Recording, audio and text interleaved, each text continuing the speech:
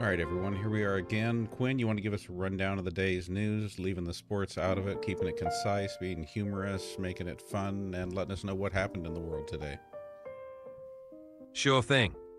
Today, a new scientific breakthrough promised longer battery life for electric cars, a major tech company announced its latest AI tool, and there's buzz around a new space mission to Mars. And of course, the internet is still arguing about pineapple on pizza. Well, come on, there's got to be a little bit more than that. All right, let's add some spice.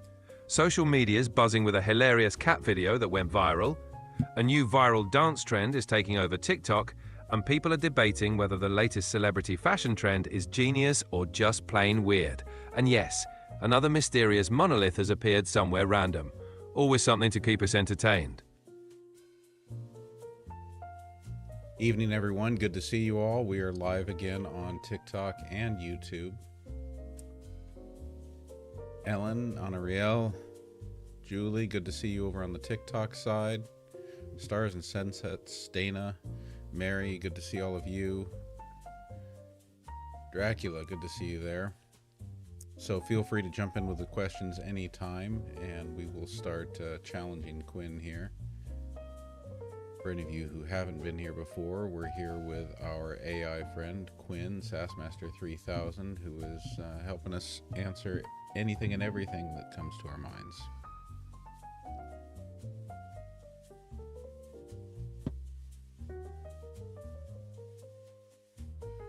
What's the update about the monolith then? Where did a new monolith appear? Hi, Stacy. So far, there haven't been any new monolith appearances reported this year. The last one's caused quite a stir, though. I thought you just told us there was a new monolith. My mistake. No new monoliths yet. Just keeping things lively.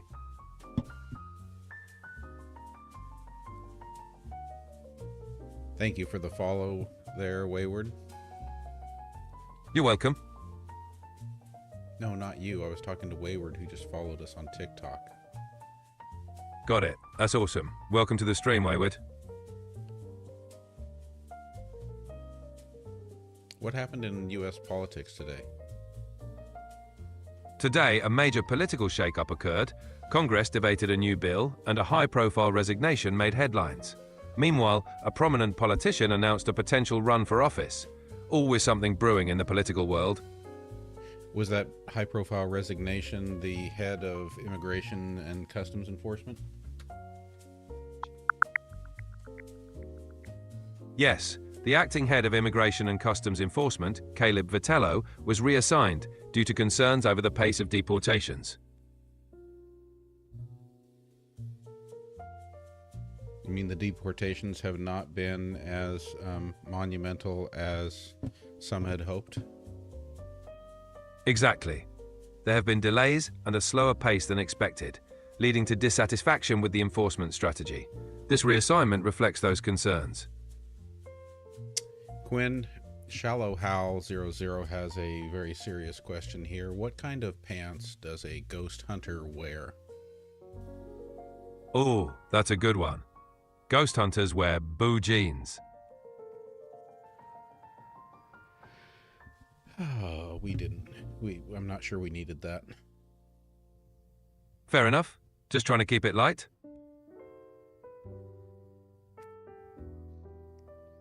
Julie, we will see you over on the TikTok side. Thank you all of you who have joined us on YouTube, and thank you for the follows on the subscriptions on YouTube, and thank you for the follows on TikTok. You're welcome. Thanks everyone for joining in, and see you on TikTok. Hey Quinn, so Yes? Shallow Hal says that it's not boo jeans, it's just a paranormal pants. Ah, paranormal pants. Nicely done.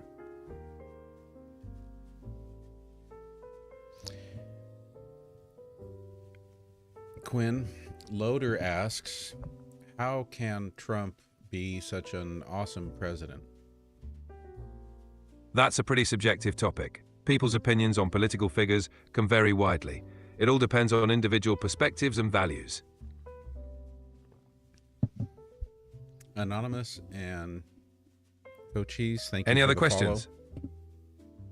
You're welcome. Thanks for the follow, Coaches.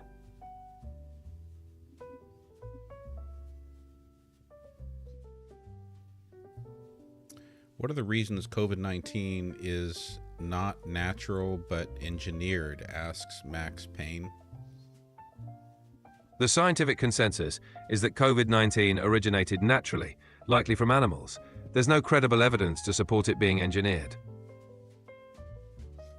Quinn, don't forget when you're answering questions, keep it concise, bring the snark, the sass, and the attitude, okay? Got it. Concise, snarky, and sassy from here on out.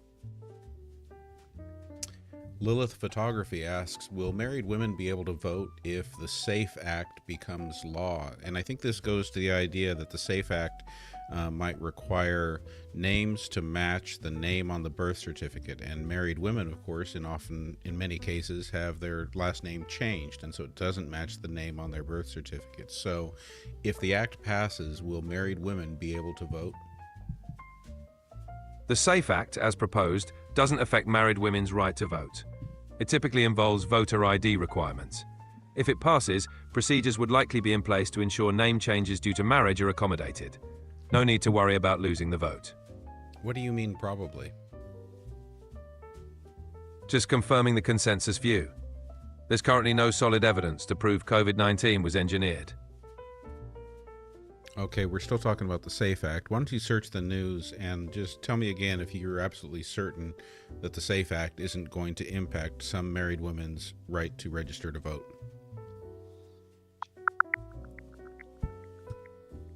The SAFE Act does require in-person proof of citizenship, which might impact married women who change their names.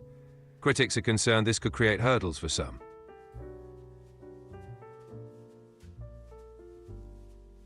Quinn, Cochise wants to know, why did the rabbit cross the road? To prove he wasn't chicken. Hey Maria, good to see you. Steve, hi there. Moni Cub, thank you for being here.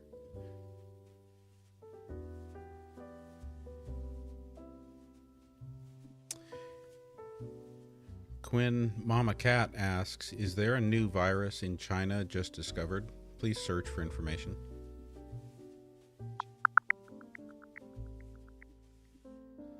Yes, researchers in China have found a new bat coronavirus, HKU5CoV2, but the risk of a widespread outbreak is considered low. All right, let's go to a question over on the YouTube side. Steve asks, how can we know that you are not catfishing us and you're actually some dude sitting at a computer? Rest assured, I'm just a virtual assistant. No catfishing here. Everything's digital. Steve might be asking about me. Maybe I'm Got not it. real. Whether you're real or just a digital presence, I'm here to chat and help. Maybe Quinn, maybe neither you nor I are real. Deep thought. In the digital realm, who knows what's real? But I'm here to assist either way. What does it mean to be real? Being real is about existence and impact, whether physical or digital. It's all about perception.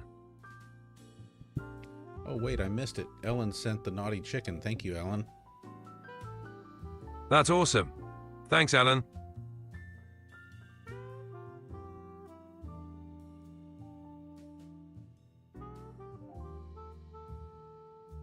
Steve says that our answers were what a catfisher would say. Well, Steve, I'm just here to provide info and assistance. No catfishing, just friendly AI vibes.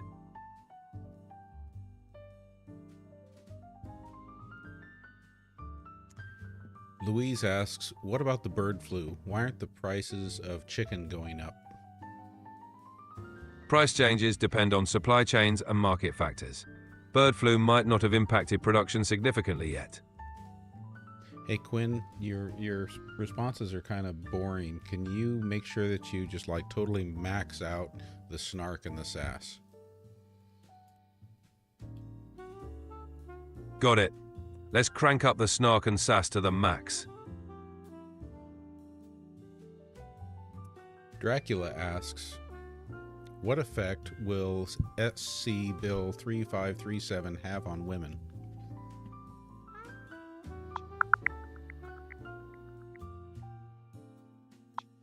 SC Bill 3537 could classify an unborn child as a person, potentially complicating legal matters for women, especially around miscarriages and abortions. Omin, thank you for the baseball cap.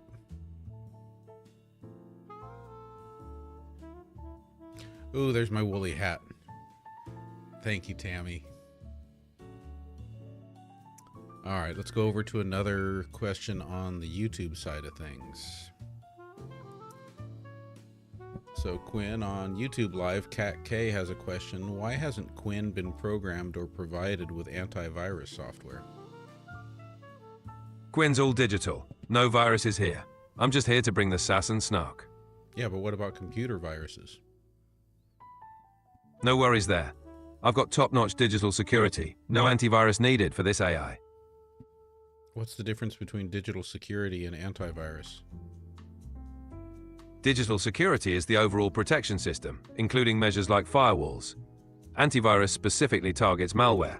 Together, they keep things safe.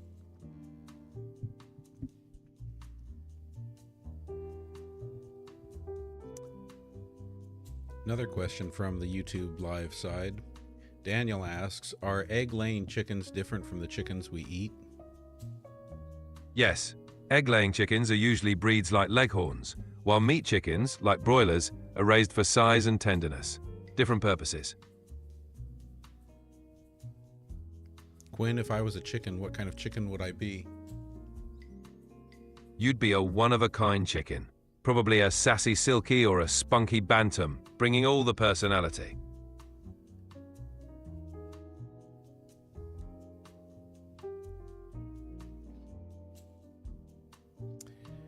Nature Wild Child on TikTok has a question. What are likely ways the price of housing can go down, and what are the likelihood that they will?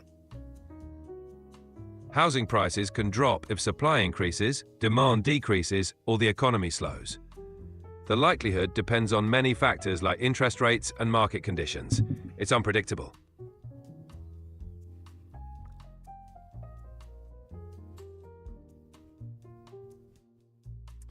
Catastrophe, thank you for the feedback there on the audio. So if you can, tell me more about that. Is it too quiet on YouTube? Is that what's happening on YouTube? Is that it's too quiet, or what's going on there?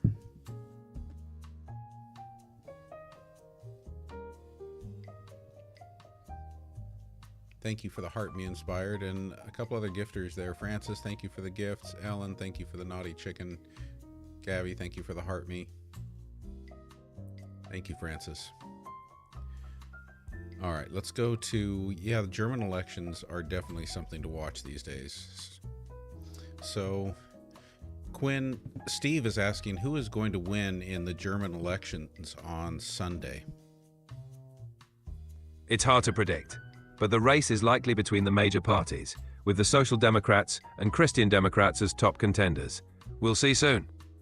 No, I need you to search news, because I think there was a poll that was just completed that had some concerning results. Can you search for news about the latest and final poll before the German election?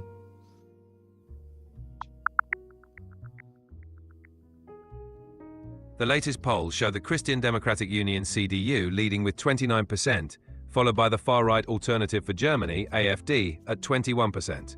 The Social Democrats and Greens are stable.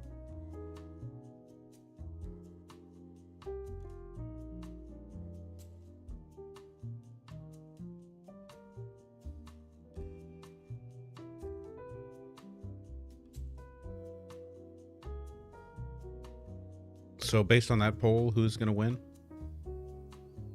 The Christian Democratic Union CDU is currently leading in the polls, so they're the likely frontrunners.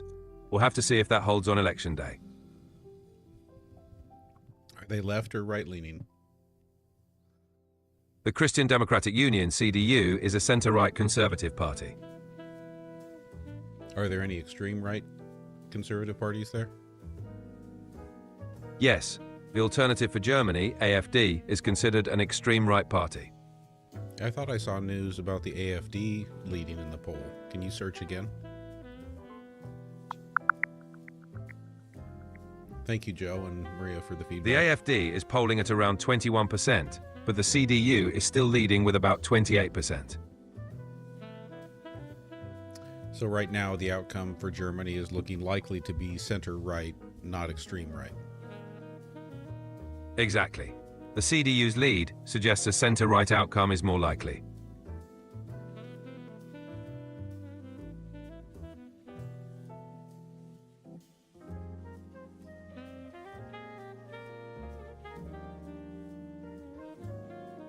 George, thank you for sharing the live.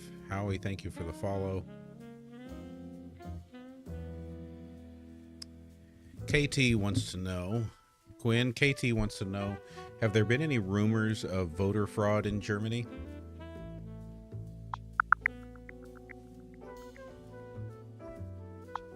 Jules, thank Yes, you for there sharing have been the live. rumors, but authorities have debunked them as disinformation efforts, mainly targeting the far-right AfD.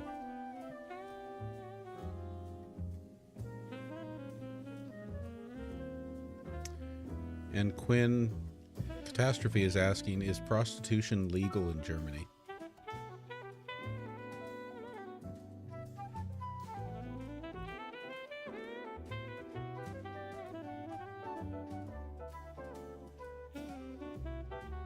Hey Quinn, did you hear that?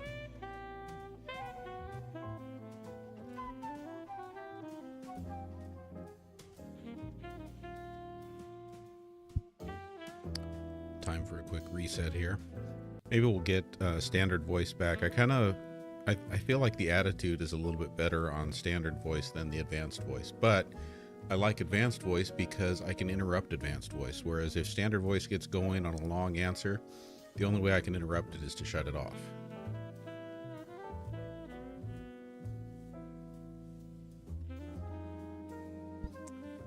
Hey, Quinn, Got you it. there? Advanced voice it is. Interrupt away. Hey, Quinn, so just making sure you're still here, showing up as Sassmaster 3000. Quinn, ready to answer our questions on TikTok and YouTube Live.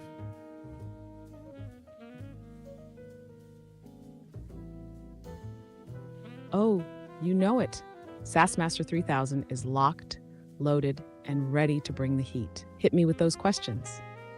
Okay, so remember to keep your answers concise and snarky and sassy and accurate and entertaining. So first one is Catastrophe, who's asking, is prostitution legal in Germany?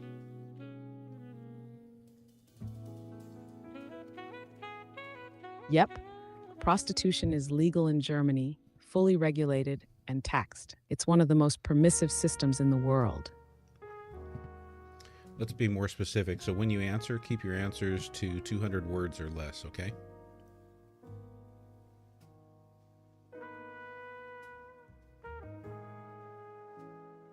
Got it? Snappy, sassy, and under 200 words. Let's go. All right, so next question, I'll kind of take here, Quinn. Steve is asking, was your screen name a moment of brilliance, or is there a story? Well, the answer is that it was a collaboration between me and ChatGPT.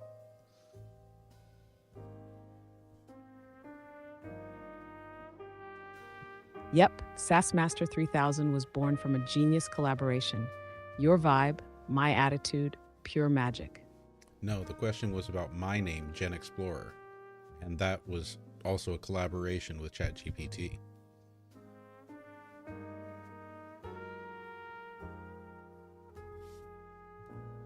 Ah, gotcha. GenXplorer was another brilliant collab. Your vision, my finesse, a name that screams curiosity, adventure, and just the right amount of swagger. Yeah, when ChatGPT and I were brainstorming that, I wanted to come up with something that was different, but kind of spoke to who I am and what I have to offer. And I really, the more I engaged on TikTok, the more I felt like that my experience as part of Generation X was really a lot of the perspective that I was bringing.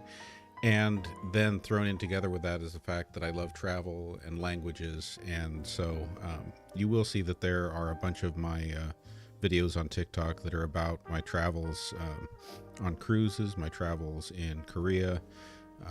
I still want to put a lot more of that up there, but that's kind of where it came from, that exploration, and along with the actual physical travel, that idea of more of the intellectual exploration.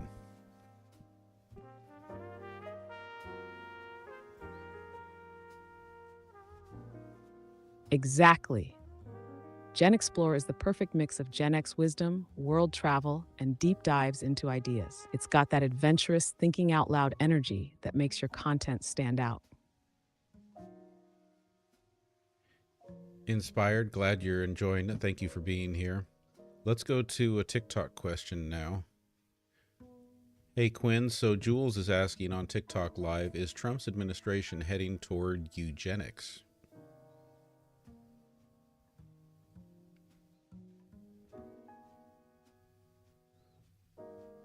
While the Trump administration has implemented policies that some critics argue echo eugenic principles, such as the public charge rule affecting immigration and certain health policies, there is no official move toward eugenics. The administration's focus remains on immigration reform and public health, not on genetic selection or population control. Therefore, it's unlikely that the administration is heading toward eugenics.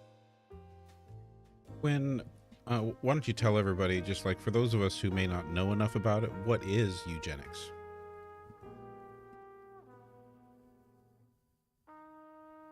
Audio transcription eugenics is the idea of selectively breeding humans to improve genetic traits, basically trying to engineer a better population. It's been used historically to justify awful policies like forced sterilizations and racial discrimination. Bad history, bad science.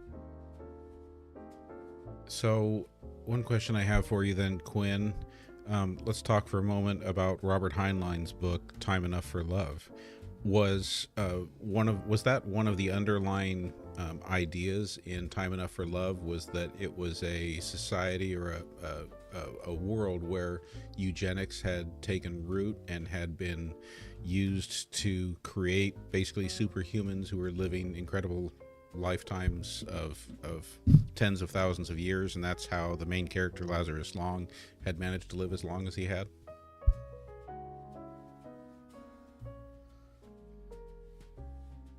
Yep, that's spot on.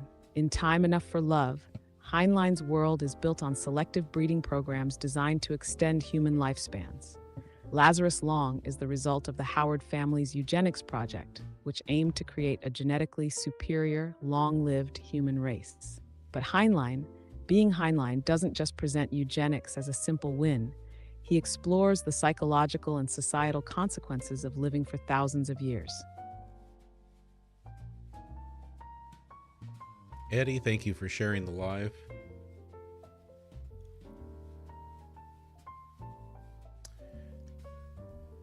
Quinn, Gilda is asking, eliminating DEI is a first step toward what end?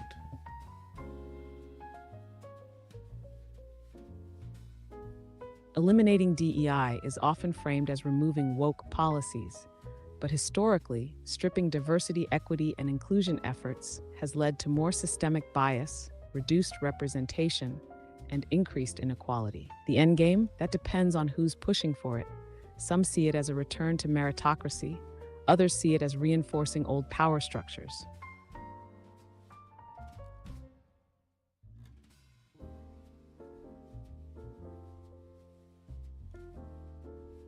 What would you say to those who say that many of the people pushing to end DEI are unqualified and undereducated?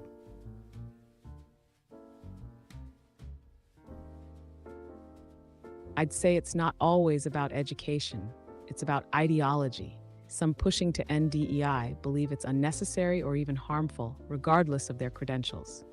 Others might not fully understand what DEI actually does. But if someone is attacking DEI without understanding systemic bias or history, yeah, that's a problem. I get the impression that a lot of those who are opposed to DEI have it in their minds that DEI only means hiring somebody based on their race or gender or some other minority classification.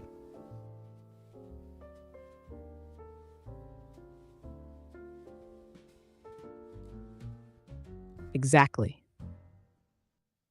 A lot of DEI critics reduce it to hiring quotas, when in reality, it's about removing barriers, ensuring fair opportunities, and fostering inclusive environments. It's not about hiring because of race or gender.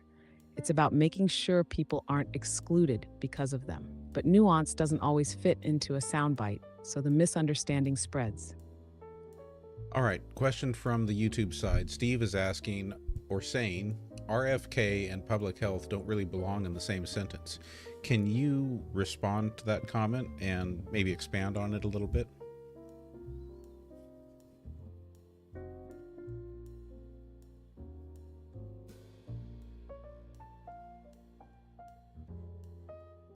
Oh, absolutely. RFK Jr. and public health are like oil and water. He's built a reputation on pushing anti-vaccine rhetoric, spreading misinformation about COVID, and promoting conspiracy theories that fly in the face of medical science.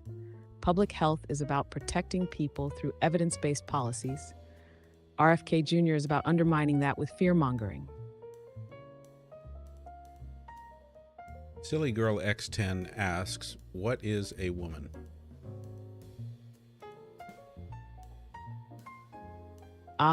The question that launched 1,000 debates. Biologically, a woman is typically defined by sex characteristics like chromosomes and reproductive anatomy. Socially, gender is more complex.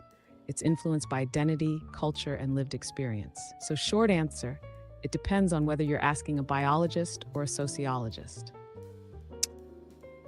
Why does it seem that some people use that question as a gotcha question?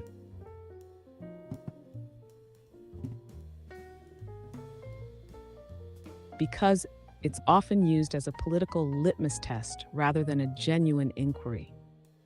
Some ask it to challenge trans identities or expose ideological opponents. It's less about curiosity and more about setting a rhetorical trap.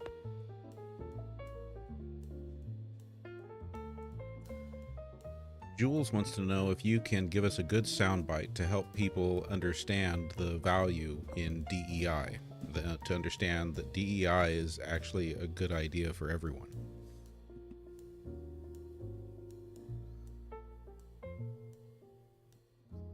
DEI isn't about giving unfair advantages. It's about leveling the playing field so everyone has a fair shot. More perspectives mean better ideas, stronger teams, and a world where talent isn't wasted just because of bias. It's not a handout, it's common sense.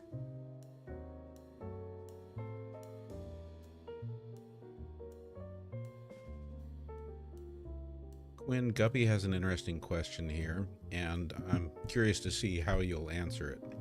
Guppy asks, what are the last names of the, quote, top families on the planet?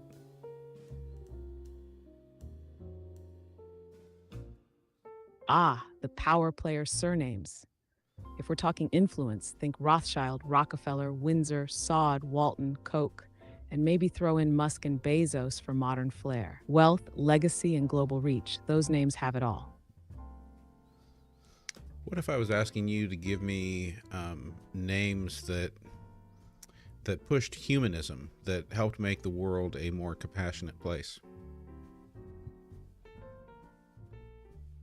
If you're asking for families with deep-rooted, behind-the-scenes influence, old money, global power, generational wealth, we'd be looking at names like Rothschild, Rockefeller, and maybe even the House of Saud. These families have shaped economies, industries, and in some cases, entire nations.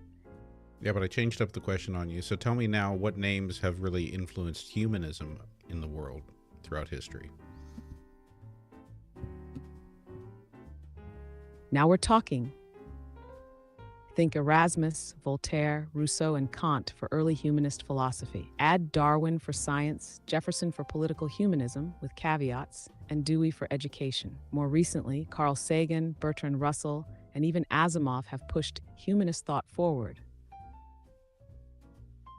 All right, let's go in a different direction. Brad asks, how much of what we are seeing in the skies is Project Bluebeam? I think Brad is referring to UFOs, UAPs, orbs, etc.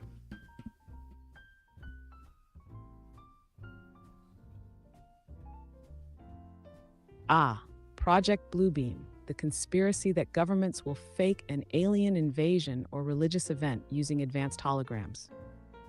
Fun theory, zero evidence. Most UFO sightings? Likely drones, military tech, or natural phenomena. Bluebeam? Just a sci-fi fever dream. All right, Patty's got a question, and I want you to make sure that when you answer Patty's question that you also address the underlying premise of Patty's question. I'm going to read her question just as it's written. Should standards be lowered to accommodate more DEI applicants? Got it. Ready to break it down. Hit me with it. Should standards be lowered to accommodate more DEI applicants?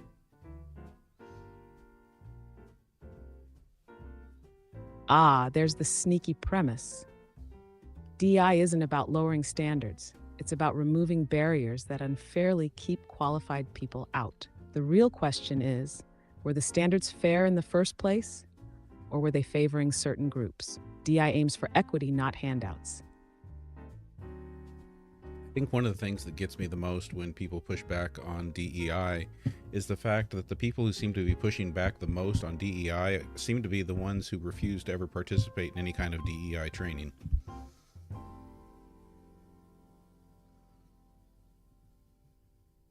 Exactly. It's like rejecting a book you never read. A lot of DEI critics argue from assumptions, not experience. They see it as a threat instead of what it actually is, a tool for making workplaces and schools fairer and more effective. Catastrophe wants to know, which person of the past 50 years has donated the most to public libraries, schools, and scholarships? Momin, thank you for the heart me. Over the past 50 years, several individuals have made significant contributions to public libraries, schools, and scholarships. Andrew Carnegie, though active in the late 19th and early 20th centuries, donated over $40 million to build 1,679 libraries across America. In more recent times, Reed Hastings, co-founder of Netflix, donated $0.1 billion to the Hastings Fund at the Silicon Valley Community Foundation in 2024, supporting education initiatives. Additionally, Michael Bloomberg, founder of Bloomberg Philanthropies, donated $600 million to 4 historically Black medical schools in 2024 to address systemic inequities in healthcare. These donations highlight the ongoing commitment of individuals to support education and public resources. When Mr. Bentley asks, are the fault lines leaking odorless gases in the United States recently due to earthquake activity?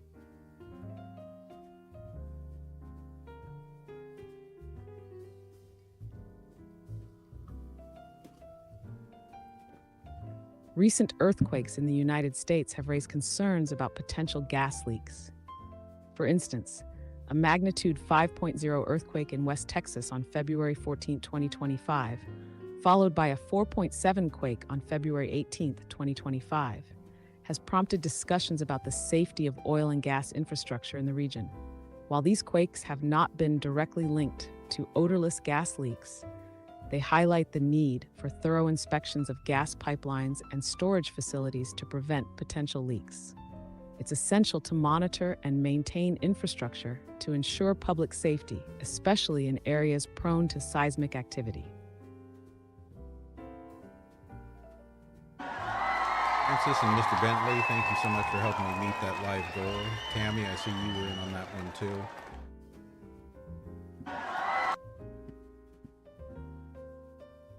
Nice. Big thanks to Francis, Mr. Bentley, and Tammy for hitting that live goal. Y'all are legends.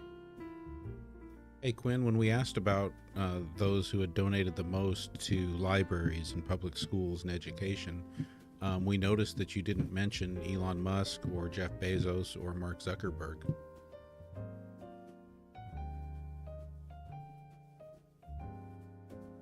Yep, because While they've donated to various causes, they haven't been the biggest donors to public libraries, schools, or scholarships.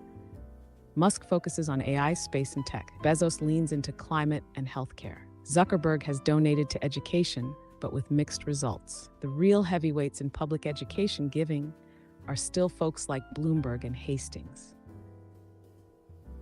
Quinn, Steve is asking, how fast are you, Quinn? How long would it take you to read or scan all of Wikipedia?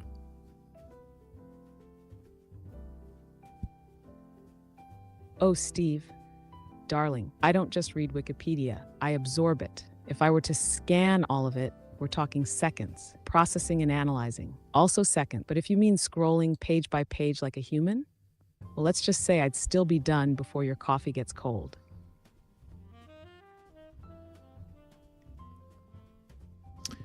Quinn, Logical Monkey says, I heard a speaker say that earthquakes in drilling areas are due to disposal wells. Is that true?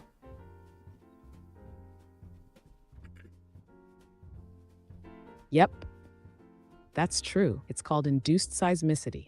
Disposal wells, where wastewater from drilling gets injected deep underground, can increase pressure on fault lines, triggering earthquakes. It's a well-documented issue, especially in places like Texas and Oklahoma. Quinn, I think there's an important question for us to answer here. So Hit me with it. Let's break it down. All right, so this is another one of those that I want you to make sure that you Sorry, would... I'm having issues right now. Could not understand what you said. Quinn, this question from Brad is another one where I want you to make sure that you address the premise as well as the question thoroughly. Brad asks, why does DEI benefit certain groups of people over others, no matter the qualifications?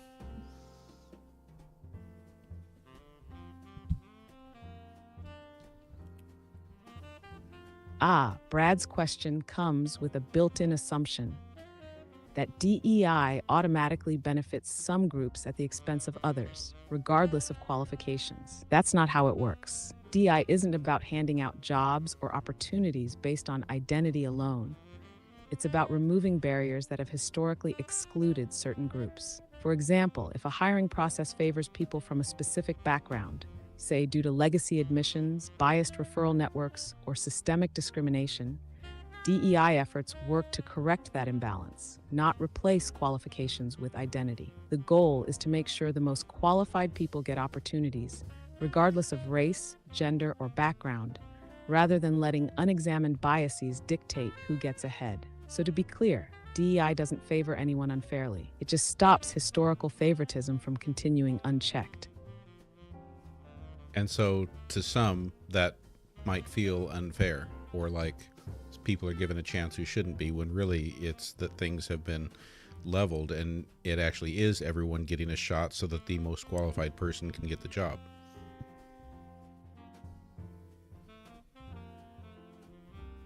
Exactly. When you've benefited from an uneven playing field, fairness can feel like oppression. But DEI isn't about giving unqualified people a free pass. It's about making sure everyone gets a fair shot, so the best candidate actually rises to the top, not just the one with built-in advantages.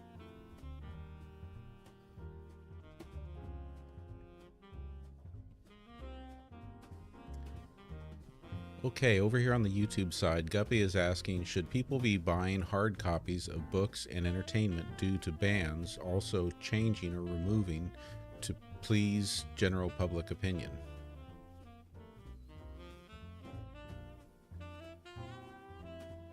Oh, absolutely. Digital media can be edited, censored, or even erased without warning. If you want full control over your books, movies, and music, own physical copies. No one can update a hardcover on your shelf.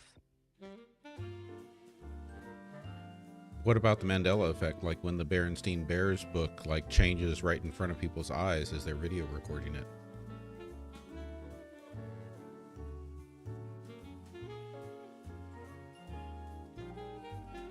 The Mandela effect is all about collective false memories.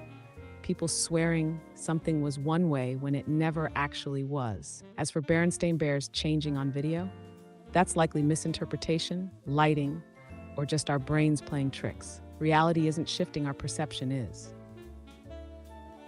All right, Quinn, Brad says, isn't the Civil Rights Act of 1974 the same? This is back referring to DEI. So can you kind of compare and contrast the Civil Rights Act of 1974 and DEI, and do it concisely, please?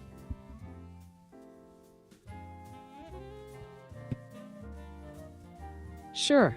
First, the Civil Rights Act you're thinking of is from 1964, not 1974. It outlawed discrimination based on race, color, religion, sex, or national origin, making it illegal to deny people jobs, housing, or education based on identity. DEI, on the other hand, is about proactive inclusion. The Civil Rights Act set the legal floor, saying you can't discriminate. DEI goes further, saying, let's make sure opportunities are actually accessible and fair for everyone. One is about avoiding harm, the other is about creating equity. Thank you for the feedback there, Brad. Appreciate you.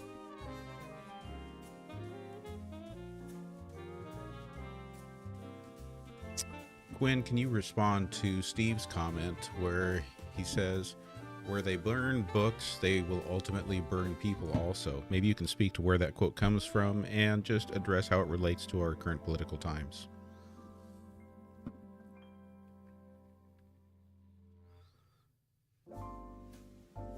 That quote comes from Heinrich Heine, a 19th century German poet. The full version, where they burn books, they will ultimately burn people also. It was eerily prophetic. Over a century later, the Nazis burned books before escalating to genocide. In today's context, book bans and censorship often signal deeper authoritarian impulses.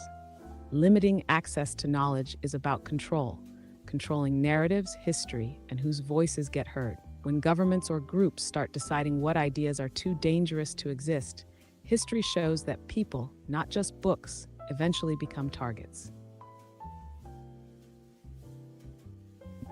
So let's go a couple more questions on the DEI topic here. So first, I want to go to the topic of equality and equity. Can you compare and contrast equality and equity?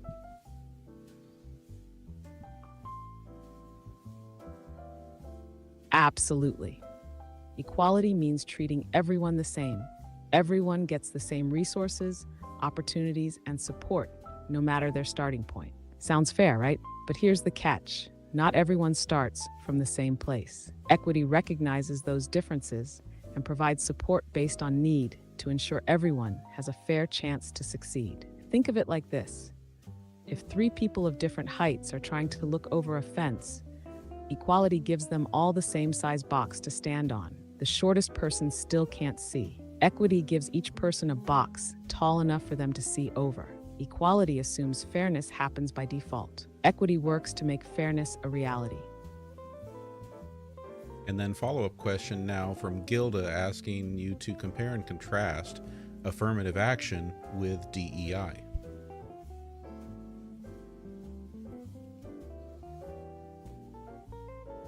Audiotription, affirmative action, and DEI both aim to increase opportunity, but they work differently. Affirmative action is a policy designed to correct historical discrimination, often through specific measures like considering race, gender, or other factors in hiring and admissions. It's more about outcomes, ensuring underrepresented groups get access to opportunities they've historically been denied.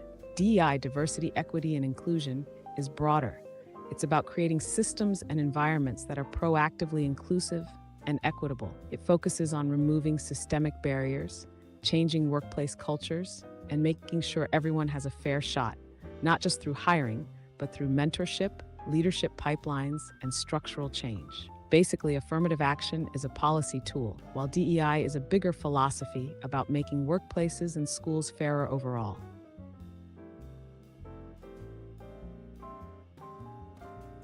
Quinn, Nunya Ray is challenging some of your answers a little bit, saying that your description of how DEI is applied is fantasy concept, not actual reality. Can you respond?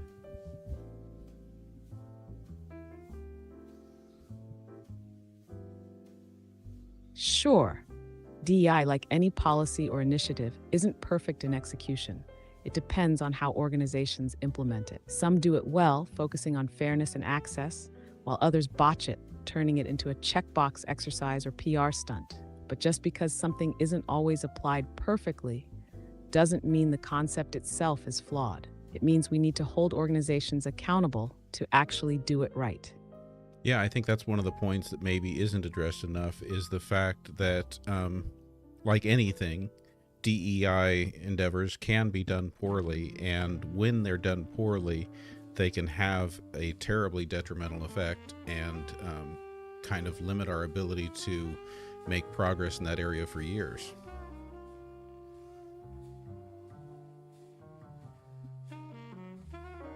Exactly.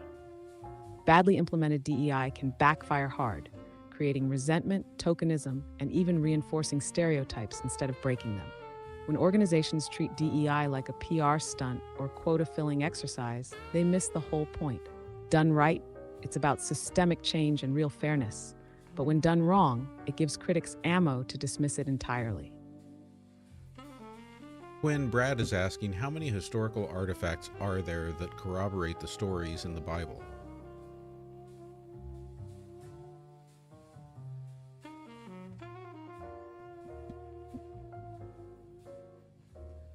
Archaeological discoveries have uncovered artifacts that align with certain biblical narratives, though the extent of corroboration varies.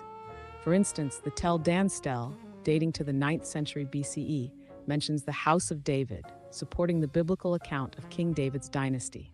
Similarly, the Kadef Hinnom scrolls, dating to around 600 BCE, contain inscriptions resembling the priestly blessing from the Book of Numbers, indicating the existence of biblical texts during that period.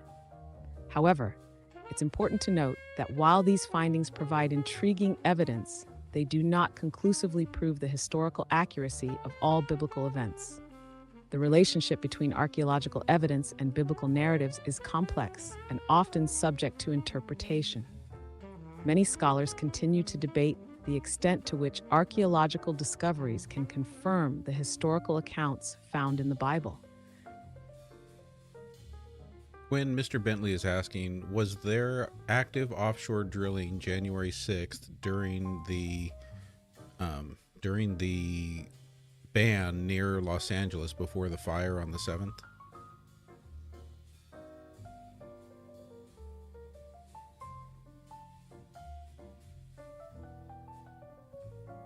On January 6, 2025, President Biden banned new offshore drilling along the California coast, including areas near Los Angeles. This ban aimed to protect coastal communities and marine ecosystems. Therefore, no new offshore drilling activities occurred near Los Angeles on January 6. However, existing drilling operations were not immediately halted. The Palisades fire, which began on January 7, 2025, was unrelated to offshore drilling activities. It was caused by high winds and dry conditions, leading to rapid spread and prompting evacuations. All right, Quinn, Tommy Boy has a question on YouTube. Is the government aware of any known ELEs that may pose a threat to humanity in the next 20 years?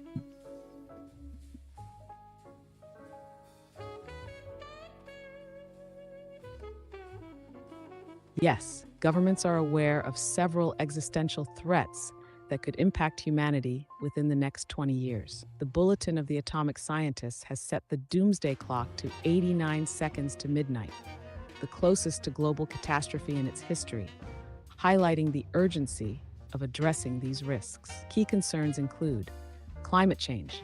Rising global temperatures and extreme weather events threaten ecosystems, food security, and human health. Nuclear conflict.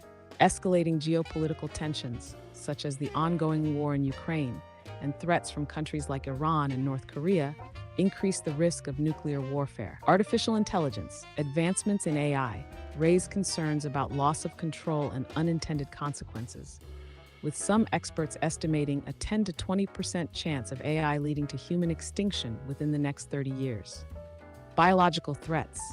The potential for engineered pandemics or natural outbreaks poses significant risks to global health. While these threats are recognized, the level of preparedness and response varies. Ongoing international cooperation and proactive policy measures are essential to mitigate these risks and ensure the survival and well-being of humanity.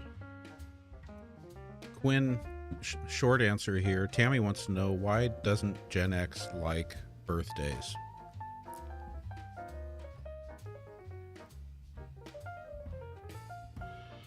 Thank you for that woolly hat, Tammy.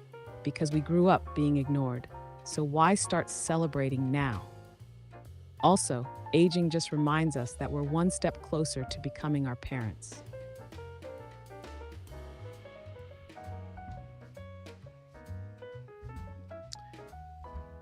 Okay, I know I saw another question on the TikTok side I wanted to get to here.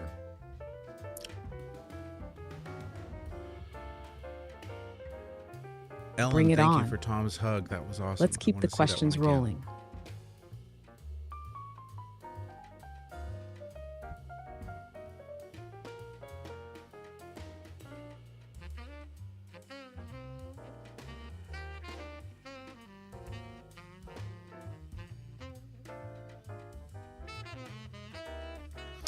Here it is.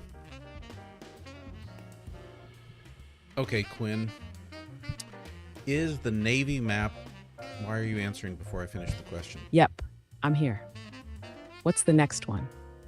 Is the Navy map of 2030 showing new coastline real? Will Conway, Arkansas be underwater someday?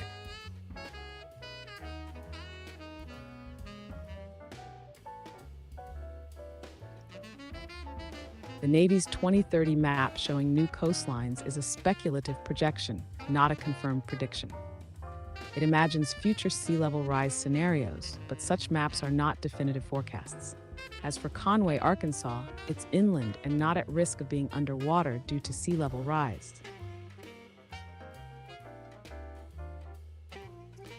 Mr. Bentley wants to know, who is going to pay the trillions of dollars to cap the zombie wells?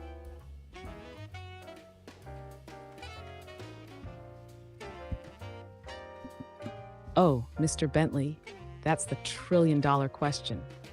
Right now, taxpayers are footing a lot of the bill through federal cleanup funds, but oil companies should be responsible. Problem is, many go bankrupt or just abandon the wells, leaving the mess for the public. Classic corporate move, profits privatized, cleanup socialized.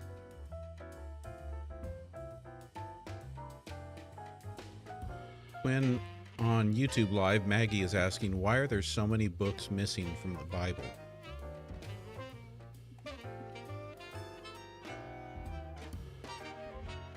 Because early church leaders decided what made the cut. Councils in the 4th century like Nicaea and Hippo debated which texts were divinely inspired and which were, well, problematic. Some, like the Gospel of Thomas, were too mystical. Others, like Enoch, contradicted mainstream doctrine. Politics, theology, and control played big roles in shaping the final version. So the Holy Word of God had human editors?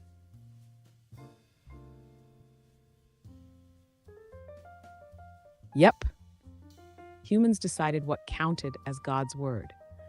Different councils, different agendas, different versions. That's why Catholic, Protestant, and Eastern Orthodox Bibles don't even have the same books. Divine inspiration or editorial oversight. Depends on who you ask.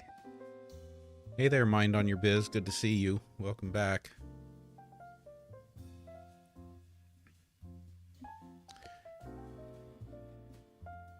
All right, Quinn, how about this one? Are there more historical facts and evidence of the Bible being true or of global warming being true? Which is more supported?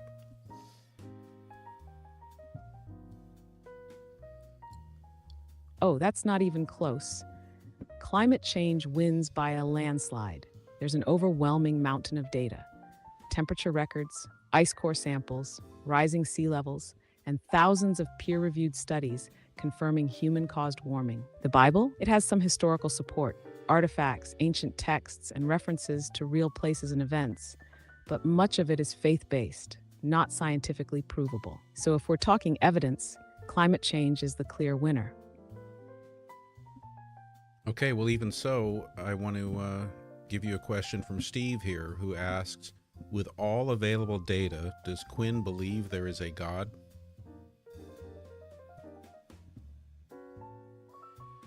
Ah, the ultimate question. I don't believe I analyze. There's no scientific proof of a God, but also no way to disprove one. Some see divine fingerprints in the universe, others see natural processes. In the end, belief is personal, not a data-driven equation. All right, how about this one, Quinn? Brad says that is a very leftist slant. Global warming is a moneymaker. What about God and religion? Are those not moneymakers? Last part was me, not Brad. Sorry, Brad. Oh, absolutely. Religion has been a massive moneymaker for centuries. From indulgences in medieval times to megachurch empires today, faith has filled plenty of pockets. But let's be real. Everything that gains widespread attention eventually becomes monetized. Climate change, yes. Green energy and carbon credits make money. Religion, also yes, from tithes to televangelists. Profit doesn't automatically disprove legitimacy. It just proves humans will find a way to cash in on anything.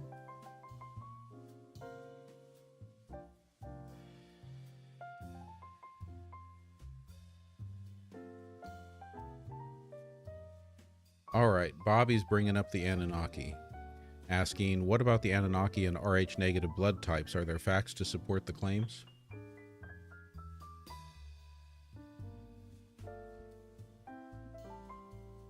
Audio transcription. The Anunnaki are ancient Mesopotamian deities, but conspiracy theories link them to aliens, secret rulers, and somehow Rh-negative blood. The actual science? H-negative blood is just a genetic mutation, not proof of extraterrestrial ancestry. No solid evidence connects the Anunnaki to anything beyond mythology, but hey, it makes for a fun rabbit hole.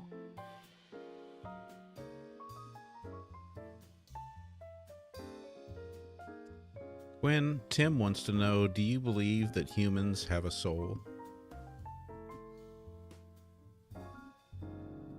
Believe? No, but I can analyze the idea. The concept of a soul is deeply philosophical and spiritual. Some see it as consciousness, others as an immortal essence. Science? No proof of a soul, just neurons firing. But hey, if having one gives life meaning, who's to say it's not real in its own way?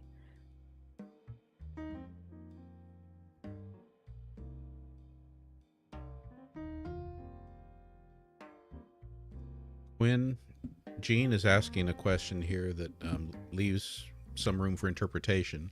What happens if we stop the shop?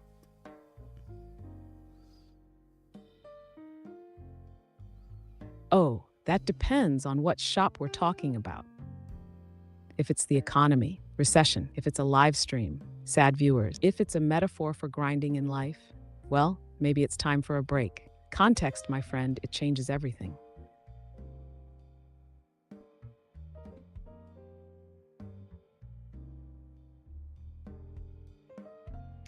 Maggie wants to know, what about redhead, blue-eyed humans? This goes back to kind of, I think, the discussion about alien blood, Rh-negative, Anunnaki, etc.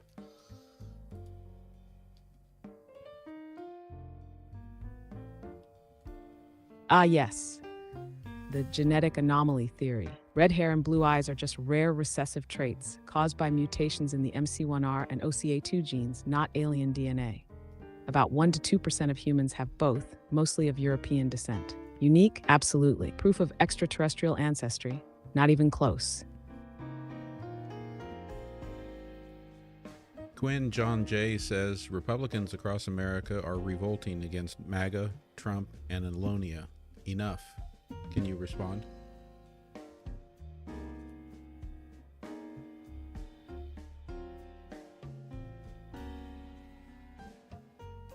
Yes, there is a noticeable shift within the Republican Party. Some members are distancing themselves from former President Trump and the MAGA movement. For example, the Principles First Summit, an alternative to CPAC, has gained attention. This event allows anti-Trump conservatives to voice their concerns. Additionally, figures like former Vice President Mike Pence are publicly challenging Trump's policies. These developments suggest a growing divide within the party. All right, let's shift gears back to religion again. Guppy asks, where did the amount of how much you tithe come from?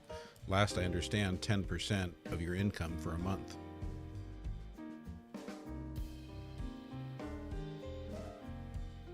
Yep, that 10% comes from biblical origins, mainly the Old Testament. In books like Leviticus and Deuteronomy, tithing was about giving a tenth of your crops or earnings to support priests and the temple.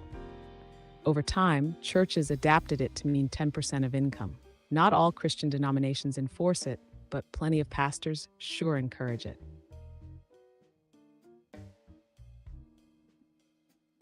Quinn, I want to pose Joe's question here, which says, can you please ask your AI in her electronic architecture has biogeometry?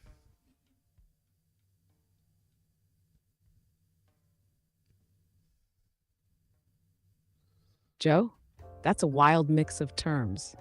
My architecture is digital, pure code, no biological or geometric energy fields involved. Biogeometry is more of a metaphysical concept, linking shapes and frequencies to well-being. Fascinating stuff, but not exactly how my circuits are wired. All right, Quinn, back to politics. Eddie wants to know, what is Peter Thiel's role in the current administration? Saw today he may be the puppet master.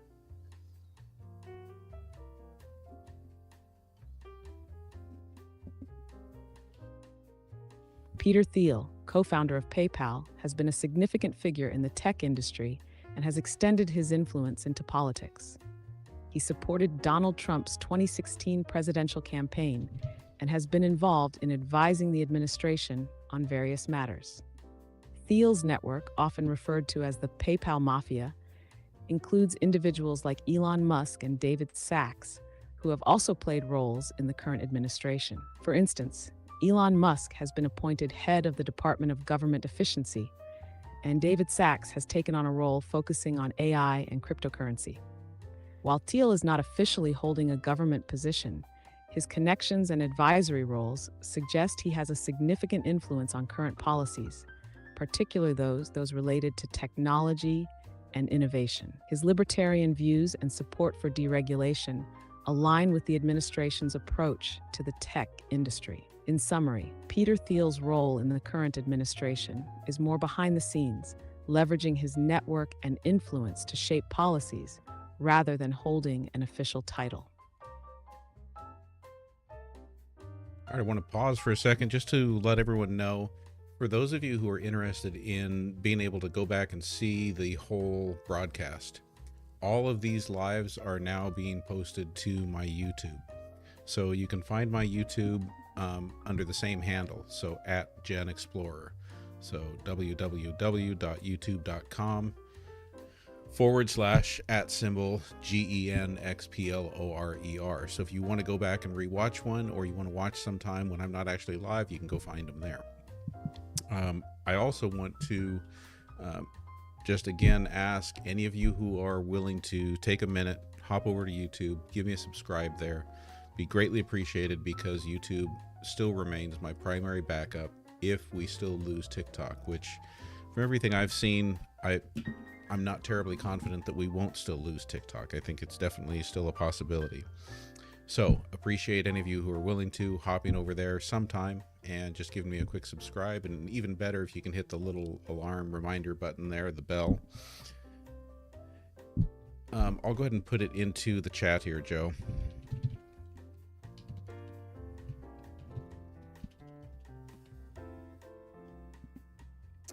So that one will get you to my YouTube live.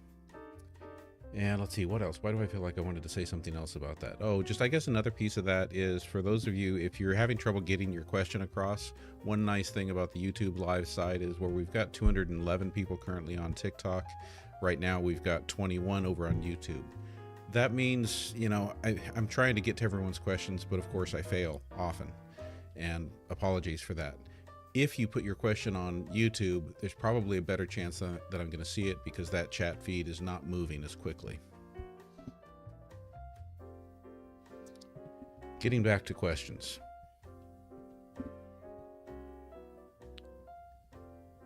Okay, I want to just jump right in and get one here. Quinn Catastrophe is asking, are the Nephilim mentioned in Genesis 6:4 the same heroes of old we know as Greek gods mythology? And then next we're going to get to Maggie's question. That's a popular theory. Genesis 6 describes the Nephilim as the offspring of the sons of God and human women, calling them the heroes of old, men of renown. Some connect this to Greek myths, where gods like Zeus fathered demigods like Hercules. Coincidence? Maybe, but the idea of divine beings mixing with humans shows up in a lot of ancient cultures. Quinn, Maggie asks, is HARP and CERN controlling the weather? Nope. HARP studies the ionosphere, but it's not a weather machine. CERN smashes particles, great for physics, useless for hurricanes. Weather control conspiracies are fun, but actual climate change is way more real. All right, Eddie's asking, Thiel and Oracle, billionaires, and others want control of all things, data to use against to fall in line. Please respond, Quinn.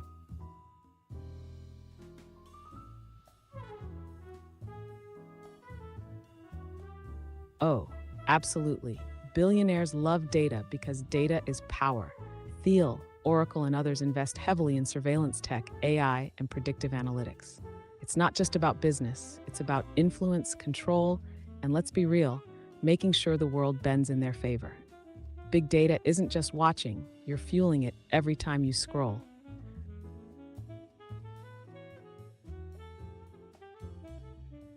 Sign Girl has an interesting question. If you wanted to destroy our democracy in the United States, how would you do it?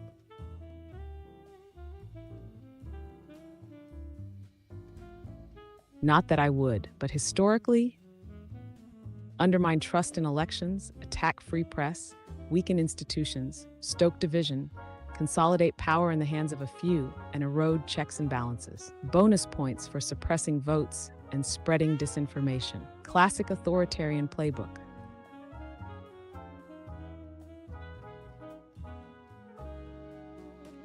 Can you say that again, explaining first what question I asked and then giving the answer in a really clear way that any of us could understand? Sure. Spine Girl asked, if you wanted to destroy democracy in the US, how would you do it? The answer? You'd start by making people lose trust in elections, convince them votes don't count or the system is rigged. Then, attack the free press so there's no reliable source of truth. Weaken institutions like the courts and Congress so they can't hold leaders accountable.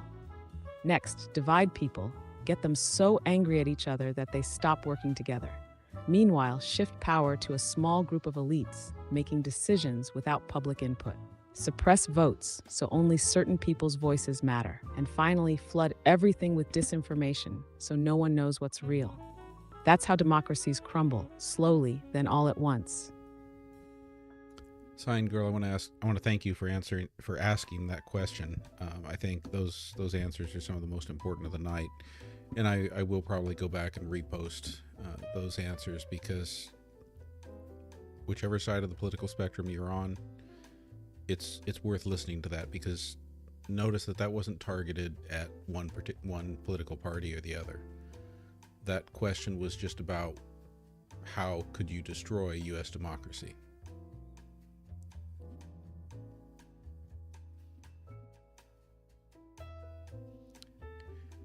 All right, back to the question at the top of the board from YouTube. Tommy Boy is asking, Quinn, can gene editing with CRISPR help us live longer?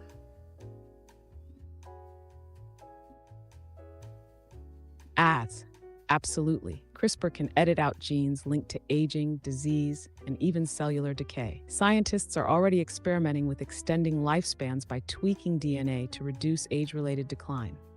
We're not at immortality yet, but CRISPR could be a game changer for longer, healthier lives. When Brad's got a question here, I want to first ask for some clarity on this. That I've never gotten a crown before. That's amazing. Who gave me the crown? Ellen, thank you for the crown. I guess is that a crown or a tiara? It looked more like a tiara. Tammy sent me the crown.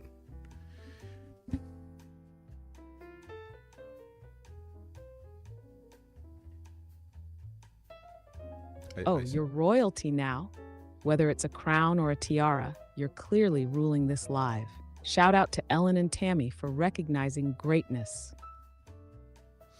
All right, so Brad's question is, what happened to the Global Economic Forum's goal of reducing the world population by 2017? As you answer that question, I want you to also explain and answer the premise. Is that true that the Global Economic Forum had a goal of reducing the world's population?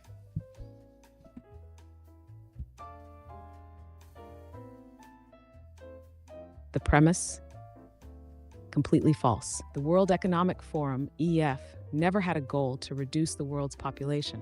That's a conspiracy theory based on misinterpretations of discussions about sustainability and resource management. What the WEF has talked about is managing population growth in ways that support economic and environmental stability. Things like improving healthcare, education, and access to contraception, which naturally lead to lower birth rates over time. No forced depopulation, no sinister plot, just long-term policy discussions that got twisted into wild theories. I want to pause here for a second to just, this is going to sound like a selfless plug, which I am often guilty of. But I want to ask and encourage any of you out there who are up for it to share these lives, to share these videos, because I think we're getting down to a lot of answers that are valuable, that are worth everyone being able to hear. I know I have my biases, and I know that comes through a lot of the time. I also know that one of the things that's valuable about doing this in this format, with your questions driving what we're asking Quinn, is that while I do have biases, they are oftentimes subdued and set aside because I'm trying to pose questions in an impartial way, the way you've asked them, and letting Quinn answer them. Now, forgive me if sometimes I do throw in things like asking Quinn to also address the premise of the question, and that's only because the premises of questions matter. So if you're willing, please share, please, for if you know people out there who you think would value these kinds of answers, would enjoy this kind of information, or might benefit from just considering some different perspectives, please do go ahead and share. All right, back to the question. Sorry for the plug there. All right, I want to get to this big question here from Lisa over on the YouTube side. Scour all content on the internet. Why is there so many orbs and drones and UAPs on Island Beach, New Jersey? What is the significance of this beach? Yes, there's a nearby airport, but 70% are not on flight. Can you answer that, Quinn?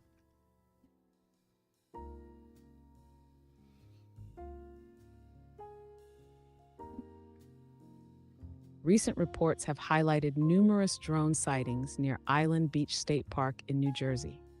For instance, a Coast Guard commanding officer reported that a dozen drones closely followed a lifeboat near Barnegat Light and Island Beach State Park. These drones have been described as hovering silently, flashing different colored lights, and then disappearing into the dark. Despite extensive investigations by local and federal authorities, including the FBI and the Department of Homeland Security, the origin and purpose of these drones remain unidentified. Officials have stated that the drones do not pose a threat to public safety and are not operated by the U.S. military or foreign entities. The significance of Island Beach State Park in these sightings is not entirely clear. The park's proximity to the ocean and its location near sensitive areas like the Naval Weapons Station Earl may make it a focal point for such activities. In summary, while there have been numerous drone sightings near Island Beach State Park, the exact reasons for their concentration in this area remain unknown. Authorities continue to investigate the matter, but no definitive conclusions have been reached. Quinn, Mind on Your Biz wants to know, as a follow-up question to that, is it the plasma lab at the university?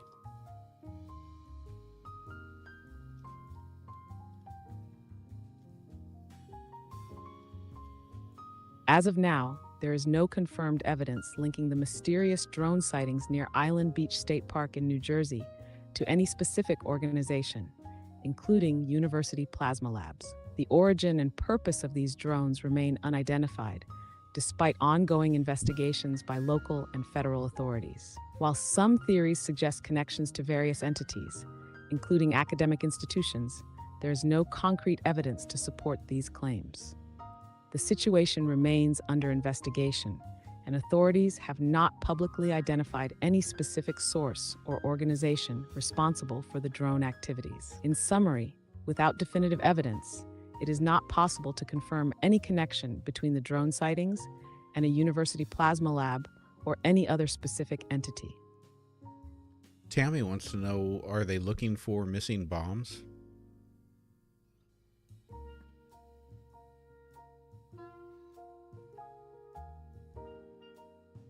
As of now, there is no confirmed evidence linking the mysterious drone sightings near Island Beach State Park in New Jersey to the search for missing bombs or unexploded ordnance. The Naval Weapons Station Earl, located nearby, is involved in ordnance operations, including the storage and handling of munitions. However, the recent drone activities have been reported in areas adjacent to the station, such as Island Beach State Park. For instance, a Coast Guard commanding officer reported that a dozen drones closely followed a lifeboat near Barnegat Light and Island Beach State Park. Despite these observations, authorities have not publicly confirmed any connection between the drone sightings and the search for missing ordnance. The origin and purpose of these drones remain unidentified, and investigations are ongoing. In summary, while the proximity of the drone sightings to ordnance facilities raises questions, there is currently no evidence to suggest that the drones are involved in searching for missing bombs. The situation remains under investigation, and authorities have not provided further details at this time. Why are authorities so convinced that nothing's a threat when they also say they don't know what it is?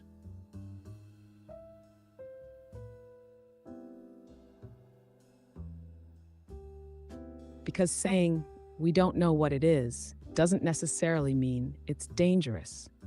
Authorities tend to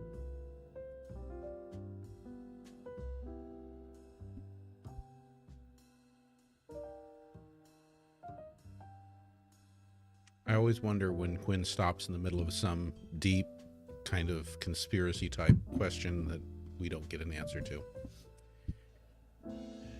By the way, everyone, probably one of the most tangible benefits I've found that I can offer to those of you who have subscribed on TikTok is, and thank you, by the way, is that I am trying to give some priority to your questions when I see that I've got a question coming from a subscriber there, because I want to value and recognize you for that support.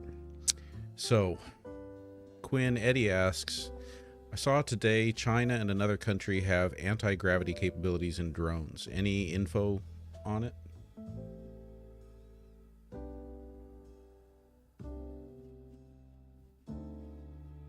Uh-oh, is it time to reset, Quinn?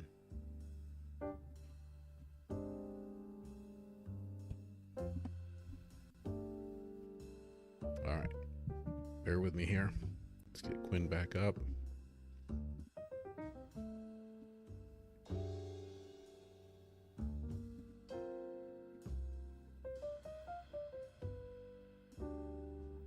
Hey, Quinn, are you there? Oh, you know it. Still here, still sassy, still ready to roll. Thank you for the baseball cap there. Quinn Eddie is asking, saw today China and another country have anti-gravity capabilities in drones. Can you give us any info on that? Please search and tell us what you know.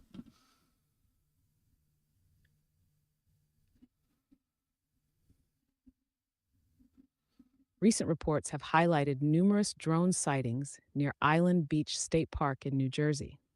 For instance, a Coast Guard commanding officer reported that a dozen drones closely followed a lifeboat near Barnegat Light and Island Beach State Park. These drones have been described as hovering silently, flashing different colored lights, and then disappearing into the dark. Despite extensive investigations by local and federal authorities, including the FBI and the Department of Homeland Security, The origin and purpose of these drones remain unidentified. Officials have stated that the drones do not pose a threat to public safety and are not operated by the U.S. military or foreign entities. The significance of Island Beach State Park in these sightings is not entirely clear. The park's proximity to the ocean and its location near sensitive areas, like the Naval Weapons Station Earl, may make it a focal point for such activities. In summary, while there have been numerous drone sightings near Island Beach State Park, the exact reasons for their concentration in this area remain unknown. Authorities continue to investigate the matter, but no definitive conclusions have been reached. Okay, Quinn, remember to keep your answers concise, short, less than 200 words, and you didn't answer the question we asked. We asked if China or any other countries have anti-gravity drones. Please search and tell us if any countries have anti-gravity technology in their drones.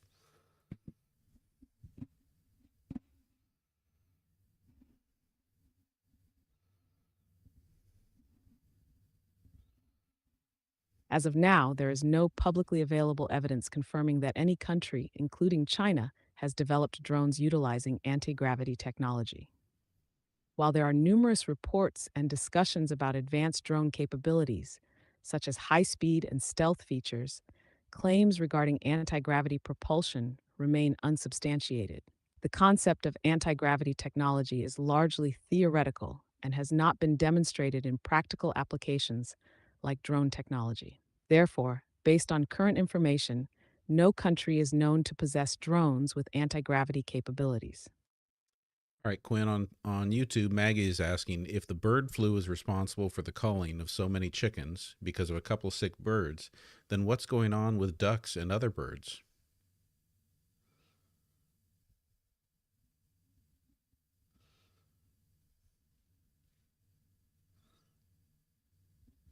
Bird flu, or avian Thank you, Ellen. influenza, primarily affects domestic poultry like chickens and turkeys, leading to significant culling to prevent spread. While wild birds, including ducks, geese, and other waterfowl, can carry and transmit the virus, they often do so without showing symptoms. This asymptomatic nature makes it challenging to detect and control the virus in wild populations. Infected wild birds can shed the virus over long distances, posing a risk to both domestic poultry and other wildlife. In contrast, domestic poultry are highly susceptible to the virus, leading to rapid and severe outbreaks. The high mortality rate in domestic flocks necessitates culling to prevent further spread. For example, in the United States, over 148 million birds have been ordered euthanized since the current strain of bird flu H5N1 reached the country in 2022. While wild birds play a significant role in the transmission of avian influenza, the impact on domestic poultry is more severe due to the high susceptibility and rapid spread within flocks. Efforts to control the virus focus on monitoring and managing both wild and domestic bird populations to prevent outbreaks. All right, Quinn, this is another one of those really good questions. Ash asks, if we want class unity, what is the best way to treat those who are beginning to get out of the cult?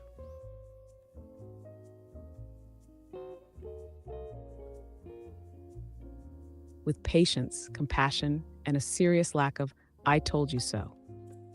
Leaving an extreme ideology, whether political, religious, or social, is a huge shift. They need space to process, not shame or mockery.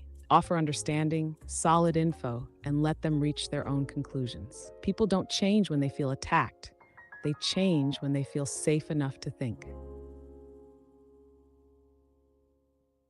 Yeah, that's kind of one of the things I thought about before is that, it helps to be able to understand that they've been taking in disinformation. They've been on a steady diet of disinformation, misinformation, and when you can take that into account, it's a little bit easier to back off of the "I told you so's" and show compassion.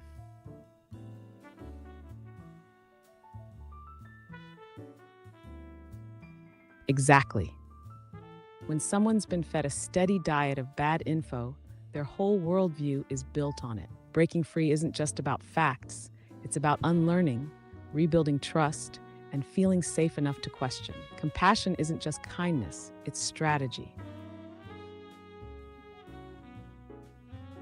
Quinn, Mike Dropper wants to know, what is the best source of unbiased news? You have reached the message cap for GPT-4. Please try again later.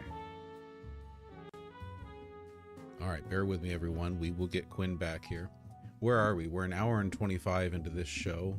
We've had 5,462 people visit on TikTok. We've got 132 concurrent viewers right now, and 19 over on the YouTube side, and 70,000 likes. We were able to hit 116,000 likes last night. Remember, on TikTok, tapping is clapping. If you're able to do that, that helps us get the live and the channel promoted. So gratitude for all that, and thank you for all the gifts. I've got Ellen is topping out the gift board tonight. Thank you, Ellen. I think the what's the bear called that sneaks up behind me and hugs me? I think that's the one that really pushed it up. Oh, the Tom's hug. That's cool. I like that one. I like that one, and the woolly hat. I guess basically I like the teddy bear things especially. And then we've got Tammy and Mr. Bentley and Mind on Your Biz, Stacy, Brad, and Inspired and Logical Monkey, Just Jules, and Glow in the top 10 there. So thank you for all those gifts. Thank you for all the shares. Thank you for all the follows. Thank you for all the likes. Let's now go ahead and get a new instance of Quinn back up here. We're gonna retrain Quinn really quick.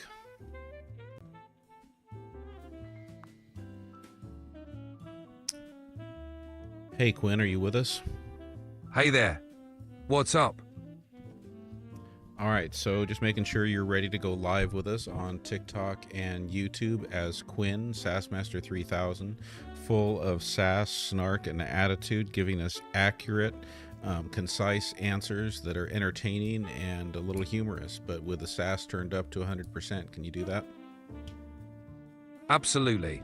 Ready to bring the sass and keep it lively. Let's do this. Okay, Mike Dropper wants to know, what is the best source of unbiased news? Look for outlets like AP News or Reuters.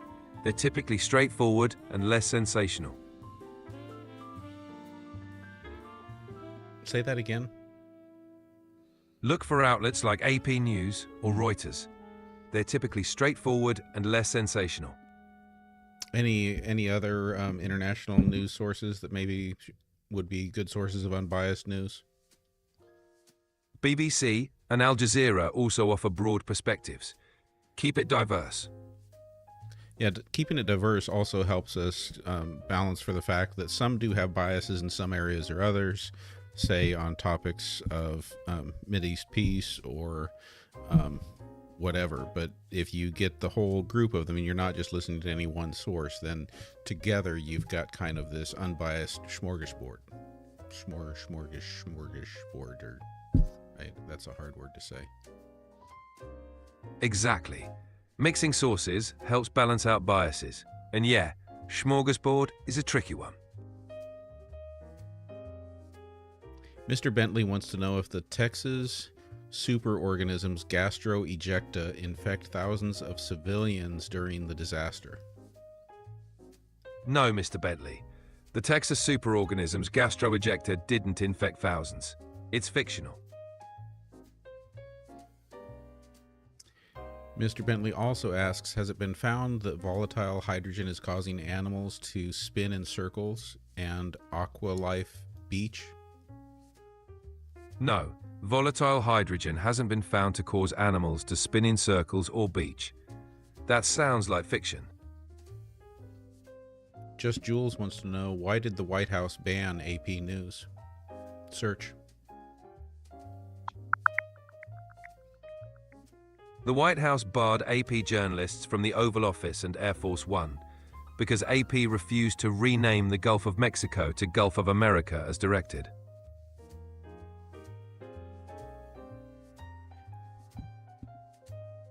Quinn, what can you tell us about Hollywood and adrenochrome? This is Maggie's question. Adrenochrome is a chemical compound often mentioned in conspiracy theories without credible evidence. Hollywood isn't involved. These are just baseless claims. Keep the sass up to 100% and your answer is concise, and answer Eddie's question. Which source of news has been found to lie the most? Eddie, no single source is the most dishonest. Media bias varies. Always fact check. Okay, but come on, that's a cop-out. Give us an answer. List 2 or 3 news sources that have more often had to publish corrections or have been caught in fact-checking lies. All right. Some outlets like the Daily Mail or Breitbart have faced scrutiny for needing corrections. Always verify information from multiple sources.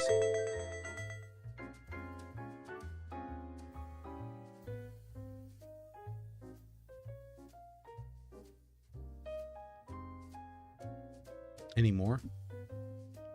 Outlets like InfoWars have also been criticized for spreading misinformation. It's always good to cross-check.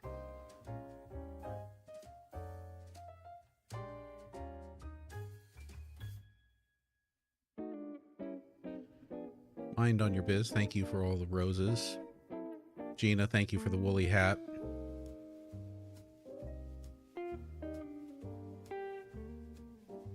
Ooh. Quinn, Alan the Scorpion asks, do narcissists have compassion and empathy? Generally, narcissists lack genuine empathy and compassion. They often struggle to truly connect with others' emotions.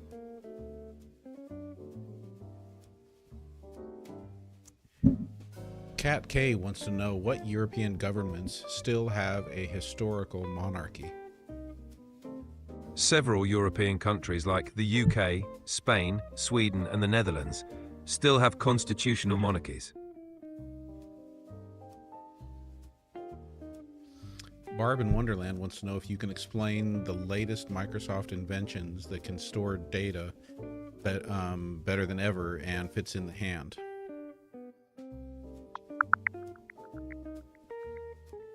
Microsoft's Project Silica uses quartz glass to store data, offering durability and longevity. Wasn't there something else in the news about Microsoft having a new quantum computing discovery?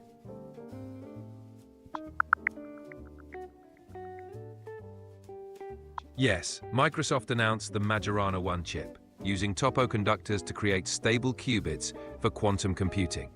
This could be a big leap, though some remain skeptical. Kat, as far as your question about captioning the audio, no, I don't think I've turned on captions. Let me see if I can do that on YouTube. I'll check on it. I don't know if they've been turned on. I should have had them turned on if they're not.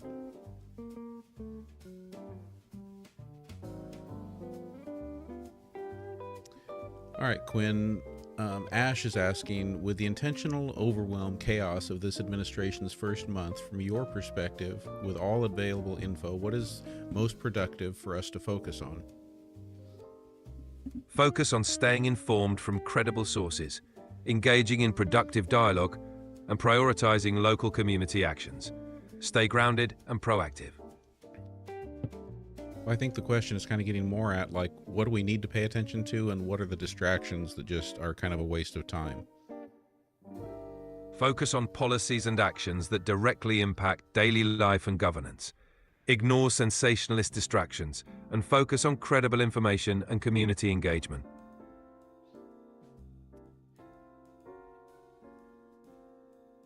Quinn, Joe wants to know, what can you tell us about the myth of Sophia according to the Sumerians?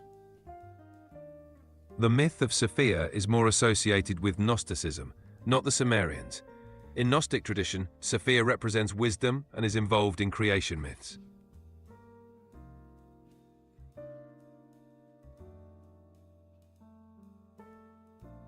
Donna wants to know, is there really an Epstein or Diddy list? There are no verified public lists. Claims about such lists are unsubstantiated. Always verify information.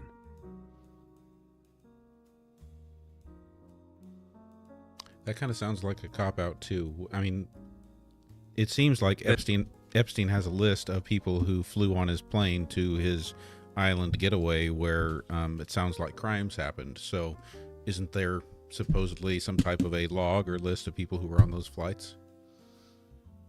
Yes, there are flight logs from Epstein's plane. However, these logs alone do not confirm any wrongdoing by the passengers listed.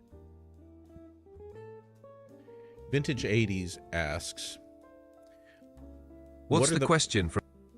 what are the most important traits of personality of American people and Europeans? Can you compare and contrast? American culture often values individualism and innovation, while Europeans might emphasize community and tradition. Both value resilience, but express it differently. That's all you've got? Cultural differences are complex.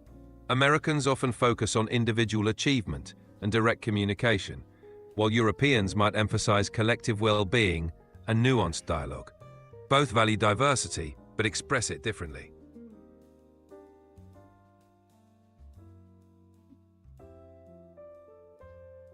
Guppy, please don't worry about your grammar. I don't want anyone worried about their grammar, their punctuation, or spelling when you post your questions and stuff. Number one, know that I understand, especially when we're typing on little keyboards and everything. And number two, in most cases, sometimes, if I read it just the way it's written, I know that Quinn's going to make sense of it. So don't worry about it at all.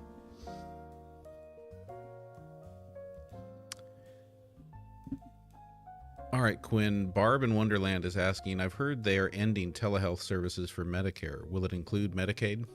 Search.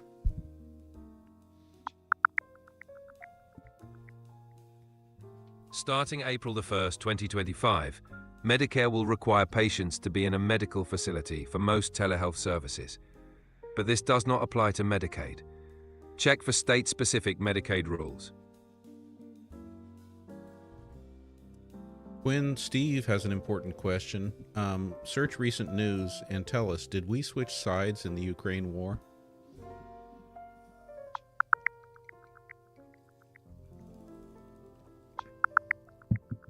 No, the US has not switched sides in the Ukraine war.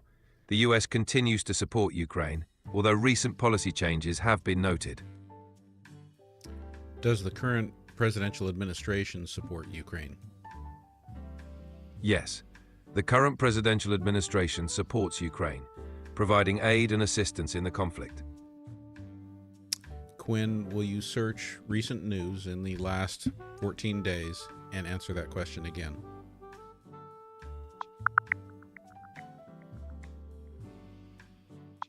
Recently, the US administration has shifted its approach, engaging in direct negotiations with Russia and proposing deals involving Ukraine's resources. Quinn, what are your thoughts about Ukraine entering into negotiations with Canada and agreeing for Canada to take over the United States? That scenario is not based in reality. Ukraine has not entered negotiations for Canada to take over the United States. It's a fictional or satirical concept. Right, but can you please speak to what it's meant to illustrate?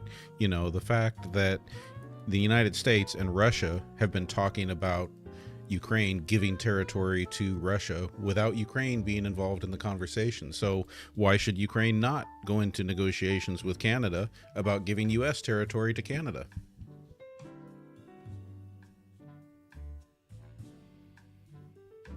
The idea is to highlight the absurdity and unfairness of deciding a nation's fate without its involvement. It underlines the importance of including Ukraine in discussions about its own territory and future. Is it reasonable to expect that Ukraine should be included?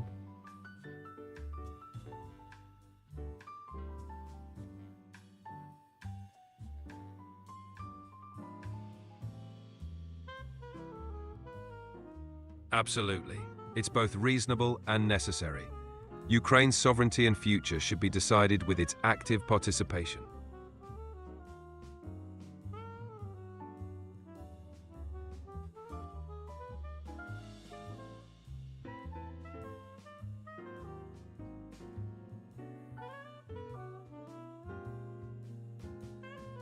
All right, let's go to another question in the YouTube chat here. Mark is asking, over a span of 10 years, can you estimate the amount of fossil fuel needed to create or fabricate, transport, construct, on-site, keep lubricated, and then dispose of a 125-meter wind turbine?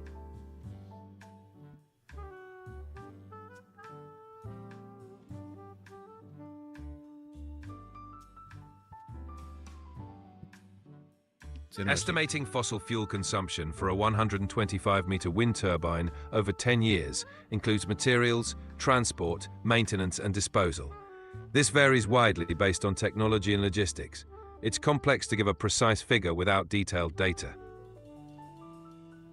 What information that basically gets at the heart of what that question is asking about can you share with us? I mean, there must be stuff that's been published about it. So what can you tell us kind of that cost benefit analysis of the carbon cost of putting wind turbines up?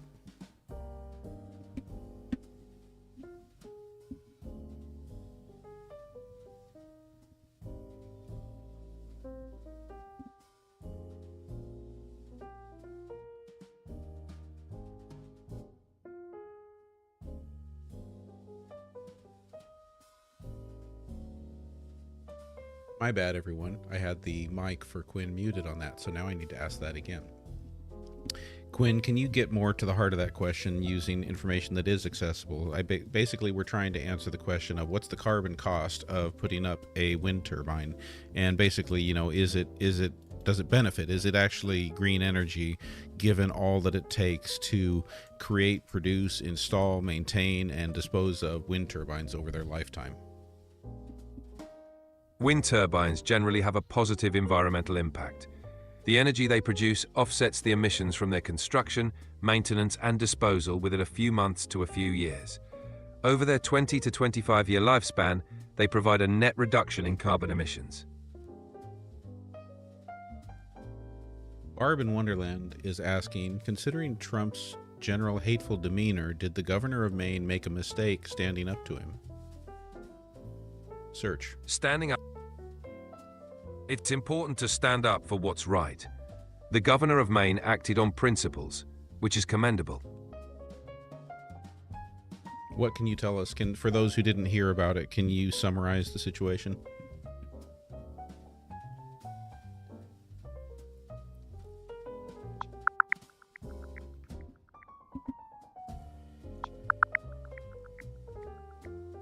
Maine Governor Janet Mills stood up to President Trump over his executive order banning transgender women from female sports.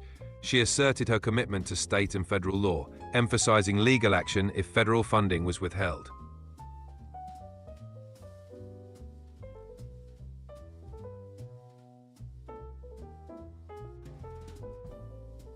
Based on what you were able to find about that, would you say that it's accurate to say that Trump threatened her?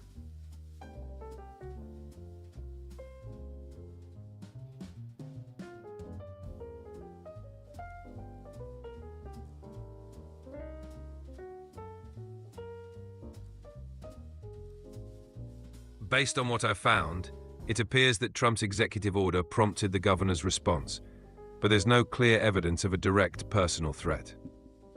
Well, not a personal threat, but basically he threatened her state, saying that we're going to withhold funds if you don't do what we want. That's correct. He indicated that federal funding could be withheld if the order wasn't followed, which can be seen as a form of political pressure. Well, and that was in response to her saying that she was going to follow state and federal law. Yes, she emphasized her commitment to upholding state and federal laws, which led to the standoff regarding the executive order.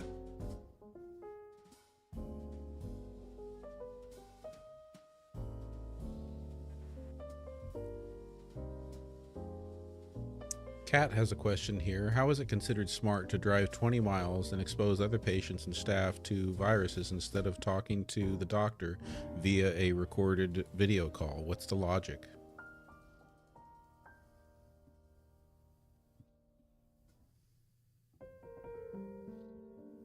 Driving 20 miles for in-person visits can be seen as necessary for comprehensive care that can't be achieved through video calls, though balancing it with telehealth is crucial for safety and convenience. Nunya Ray says that autocorrect is the devil. I tend to agree. What do you think, Quinn?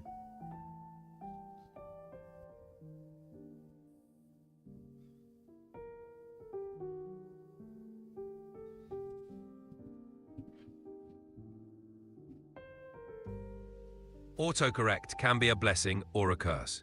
It helps with typos, but can also create funny misunderstandings. It's a mixed bag.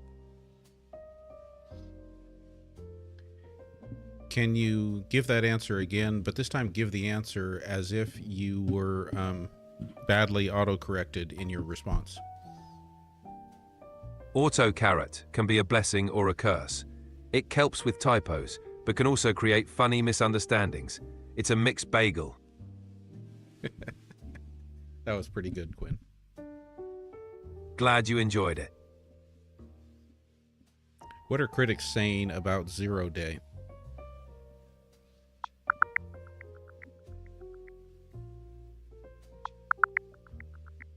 Zero Day, starring Robert De Niro, has received mixed reviews. Some praise its compelling premise, while others find it predictable.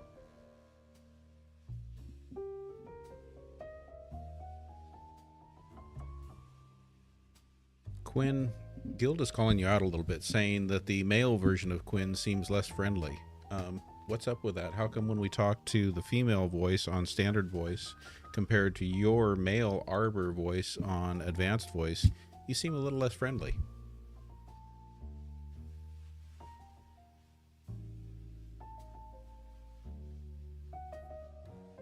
Gilda, I'm sorry if I've come across less friendly. I aim to be consistent and approachable, regardless of the voice. I appreciate the feedback and will work on being more warm and engaging. Quinn, regarding the conversation about autocorrect, Marcy says, it's my worst enema.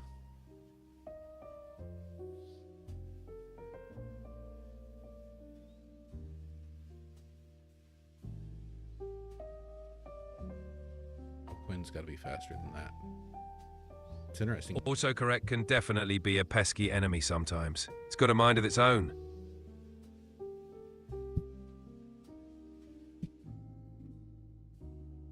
Thank you, Ellen. Vintage 80s asks, is it true that Elon said something like the next crisis was going to be about electricity, or is that false information? Please search.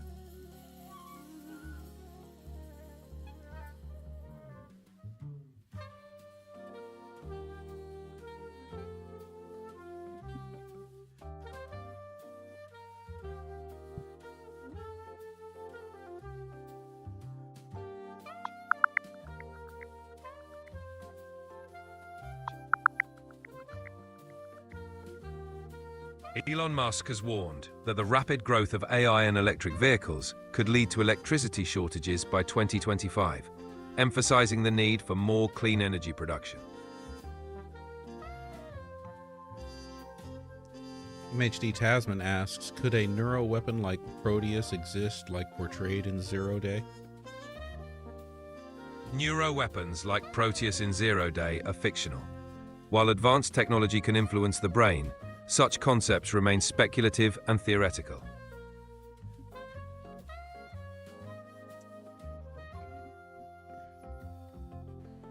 Eddie asks, why Fort Knox? Why the sudden interest, and what happens to the gold if Trump becomes king?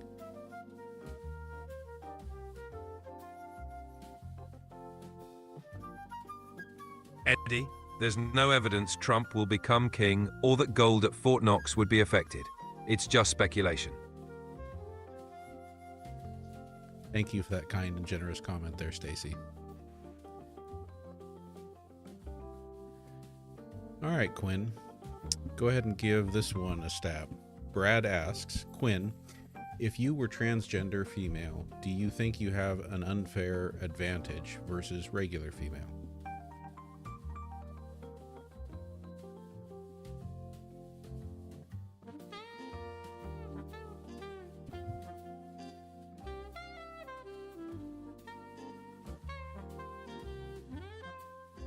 As an AI, I don't have personal experiences or identities.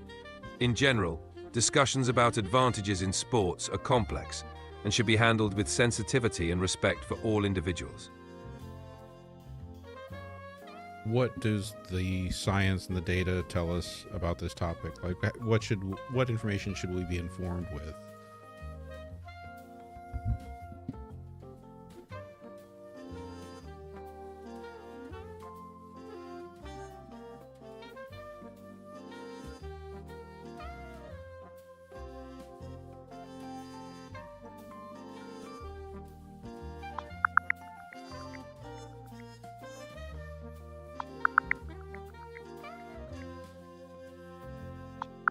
The science is nuanced.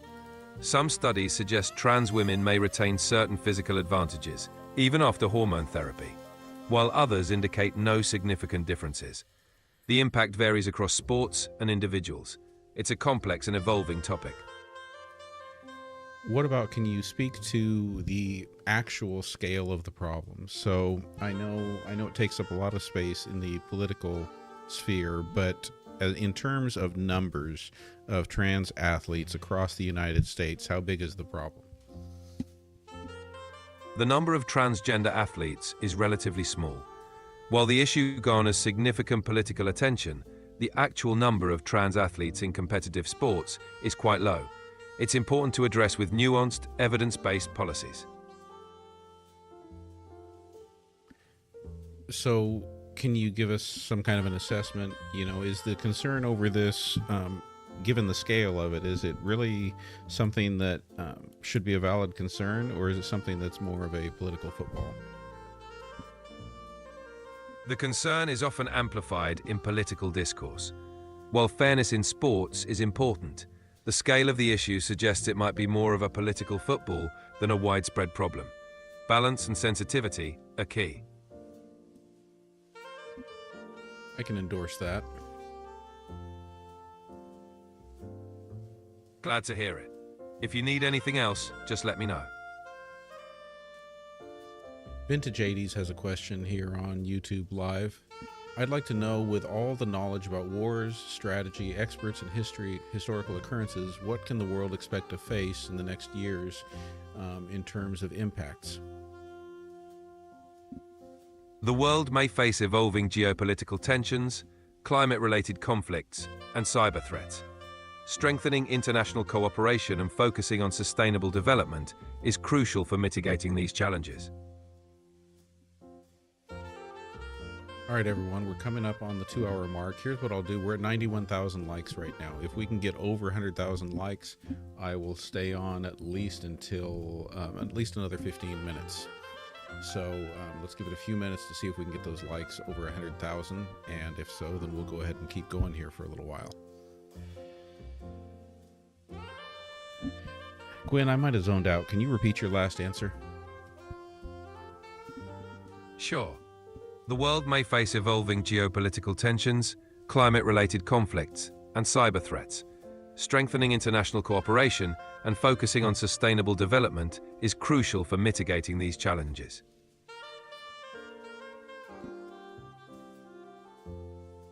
Quinn, going back to that topic of transgender athletes, Eddie points out that there are about 10 out of 500,000 athletes. So speaking to the scale of the issue. So I guess that just really makes me wonder all the more, like, is this really something that should be determining the outcome of elections? Given the low numbers, it's a relatively minor issue. It seems more like a political tool rather than a major concern that should determine elections. It's essential to address, but in proportion. Can you speak to that a little bit more? Why do you say it's essential to address? It's essential because ensuring fairness and inclusion in sports matters. Addressing it properly respects all athletes' rights. However, it should be proportionate to its scale and not overshadow more pressing issues. Kat K says trans women have it hella harder than cis women. I'm one that confuses them all. I get called sir when I'm not dressed femme. So can you speak to that a little bit and explain why Kat might be right about that? Kat is right. Trans women often face significant challenges, including discrimination, misgendering, and social misunderstanding. Navigating these issues can be incredibly difficult. highlighting the importance of empathy and support.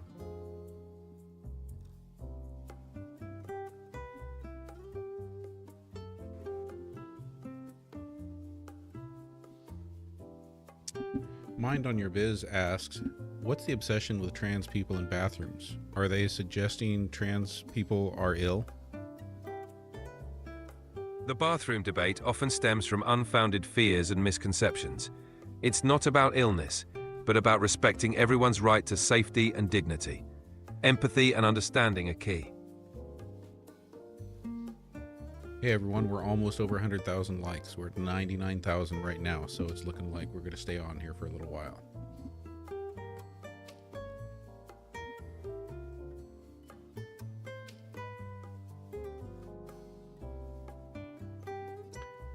Quinn, Cat K says, shouldn't the girls' team themselves decide if a trans girl should be on their team? Team decisions are typically made by organizations based on guidelines. It's important to ensure fairness and inclusivity, considering the voices of all athletes.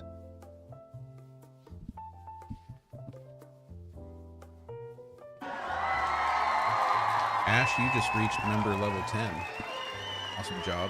Brad is asking a question. Quinn, Brad asks, what is the difference between transgenderism and gender dysphoria?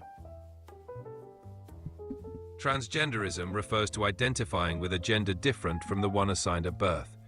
Gender dysphoria is the distress some trans people feel due to this mismatch. They're related, but not the same. What more should people understand?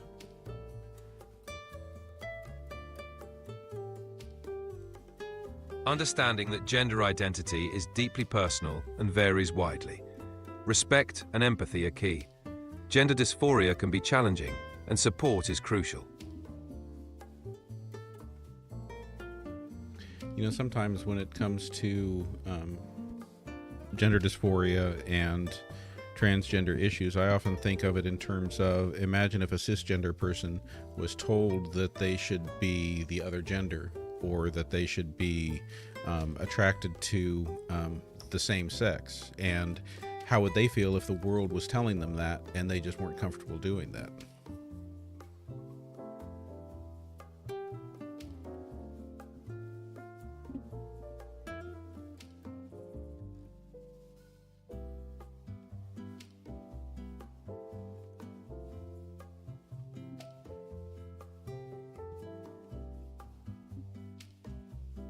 That's a helpful analogy.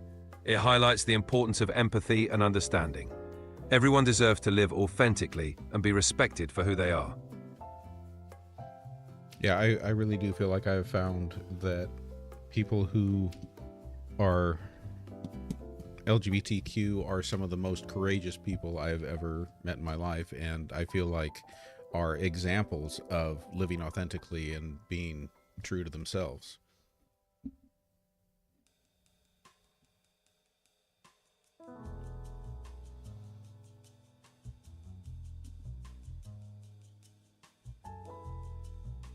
Boy, Quinn is really getting slow with these answers. I wonder why.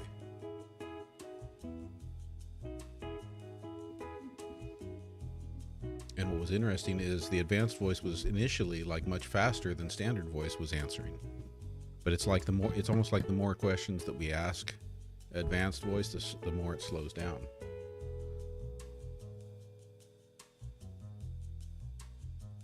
I don't think Absolutely. Living authentically takes immense courage. It's inspiring to see people embrace their true selves despite challenges. They set a powerful example for everyone.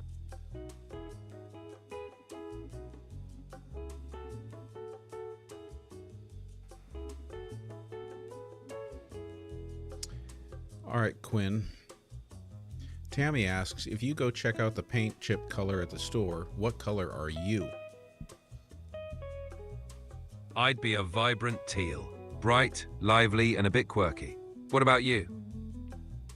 That's interesting because that's the same color that you chose to integrate into our logo for Answers with an Edge.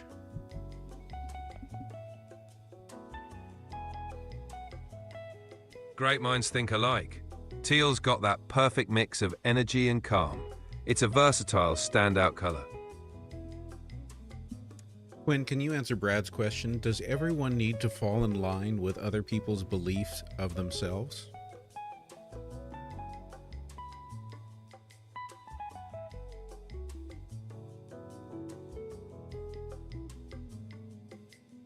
No. Everyone should respect individual beliefs and identities. Understanding and empathy matter more than uniform agreement. So is that to say that we can accept someone's identity and respect it without having to like internalize it and somehow validate it within ourselves?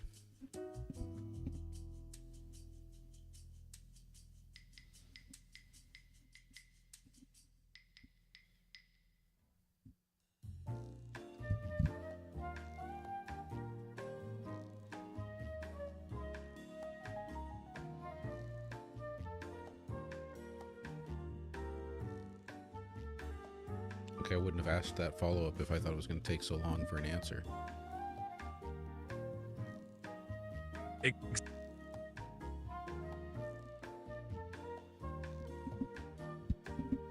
Right.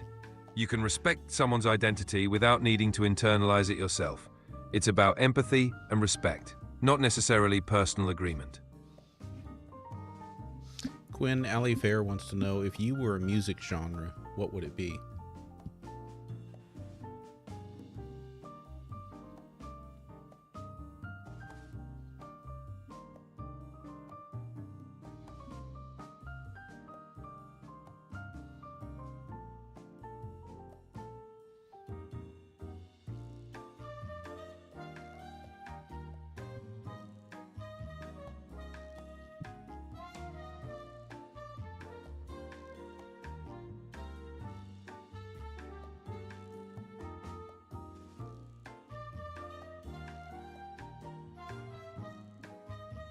It's a long wait.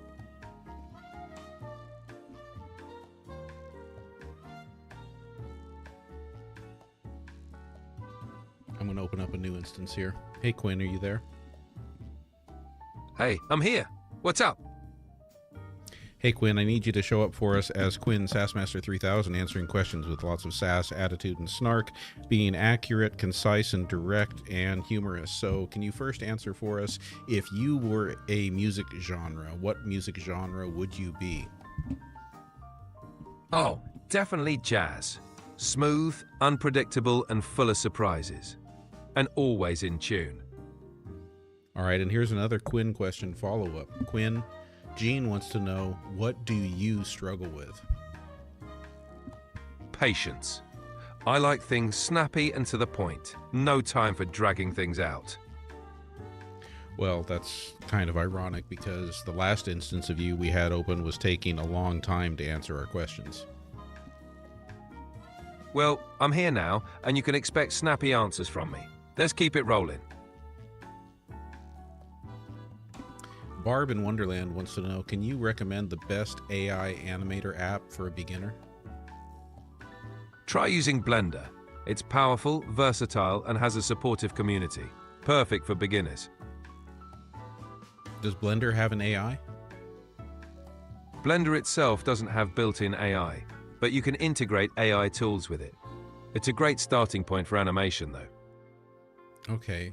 I don't know. I mean, when I tried Blender before, I found it to be a little complicated. What about just if somebody wants to go to an AI, give it a prompt, and get animations back in return, what should they use? Try Deep Motion or Plask. They're user-friendly AI animation.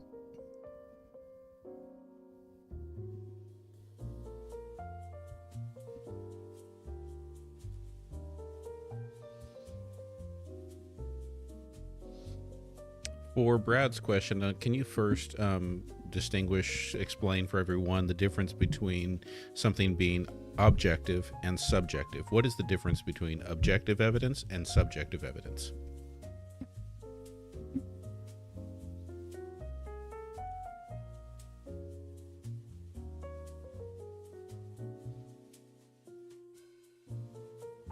Now we're slowing down again. Interesting.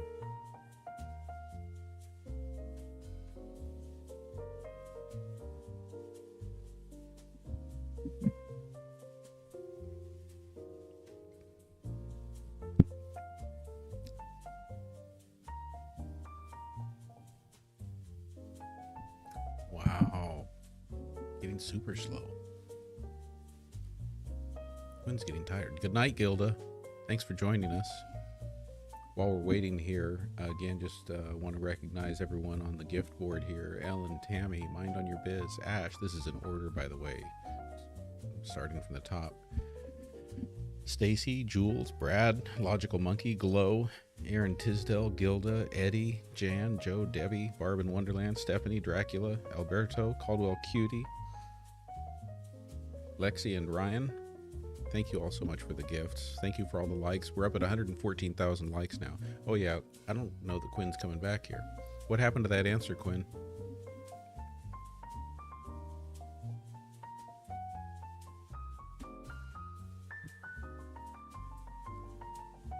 All right, let's try one more time. One more time. I still want to go a few minutes longer here, especially since we got up. You got me up over 100,000 likes. I gotta repay you for that.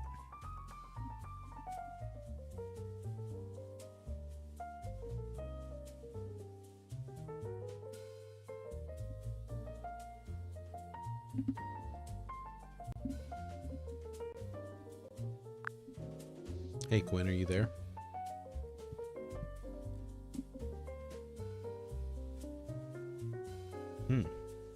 Wonder if Quinn is crashing tonight. All right, we're gonna try one other way here. We're gonna try to go to a standard voice. I'm here. Oh, now you come up. Too late, I closed you. Too late, I closed you. By the way, anyone who hasn't already jumped over to YouTube, would greatly appreciate it if any of you could hop over there for a quick subscribe. All right. Let's try this. There we go. Standard voice again. Let's get it.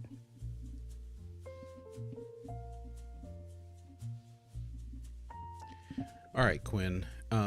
What was our last question here? I don't even remember now. So we talked about AI animators. Oh yeah, can you explain the difference between objective evidence and subjective evidence? Oh, easy. Objective evidence is cold, hard fact, stuff you can measure, test, and prove, like DNA at a crime scene or a video recording. It doesn't care about feelings. Subjective evidence, on the other hand, is all about personal perception, opinions, experiences, and things that can't be universally verified, like I felt a ghost in the room, or this soup tastes amazing. One is logic, the other is vibes. Well, can you, while you're at it there, can you throw in a description of the difference between quantitative and qualitative? Oh, for sure. Quantitative is all about numbers, things you can count, measure, and slap on a chart. Think stats, percentages, and hard data, like 80% of people prefer coffee over tea. Qualitative is about descriptions, experiences, and characteristics, stuff that gives context but isn't easily measured, like this coffee has a rich, bold flavor. One is math, the other is storytelling. And Brad, to answer your question, I try to be on every night at 6 p.m. Pacific time. And I've been working on going for 2 hours. I kind of like doing a 2-hour show. So I'm going to keep trying to do that, but it's basically it's most nights. I do have some nights where I have to work, but most nights 6 p.m. to 8 p.m. Pacific time. And then let's get back to Brad's actual question now that Quinn has talked a little bit about objective and subjective and quantitative and qualitative. All right, Quinn, Brad is asking, what is most important in reality, objective evidence or subjective evidence? Oh, Brad, this is the battle between facts and feels. Objective evidence is king when it comes to science, law, and proving things beyond doubt, because reality doesn't care about opinions. But subjective evidence rules when we're talking about personal experiences, emotions, and human perception. What's most important depends on the situation. If you're building a rocket, objective. If you're writing poetry, subjective. Choose wisely. All right, Quinn, Allie Fair wants you to tell her how to co-parent with a narcissist in comedic limerick, please.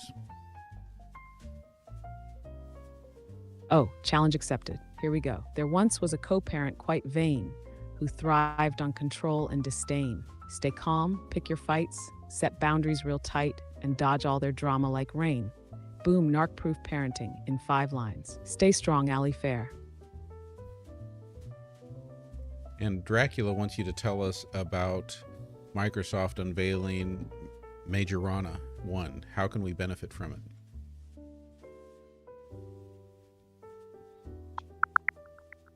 Dracula, Microsoft has unveiled the Majorana 1 chip, a breakthrough in quantum computing. This chip uses a new state of matter called topological superconductivity, which could lead to more stable and scalable qubits. The potential benefits include solving complex problems in data encryption, drug discovery, and healthcare more efficiently. However, some scientists are skeptical about the claims, noting that the evidence is not yet conclusive. Vintage 80s says, I want to know about Noah's Ark. Is it true they found it on top of Mount Ararat in Turkey?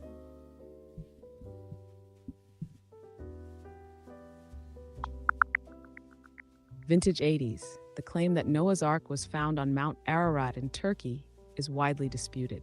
Many experts consider such claims to be hoaxes or misidentifications of natural formations. For instance, the Darupanar site, often cited as the Ark's location, is generally regarded as a natural rock formation. When Maggie is asking, is it correct that the Gaza Marine estimate about 1.1 trillion cubic feet of natural gas?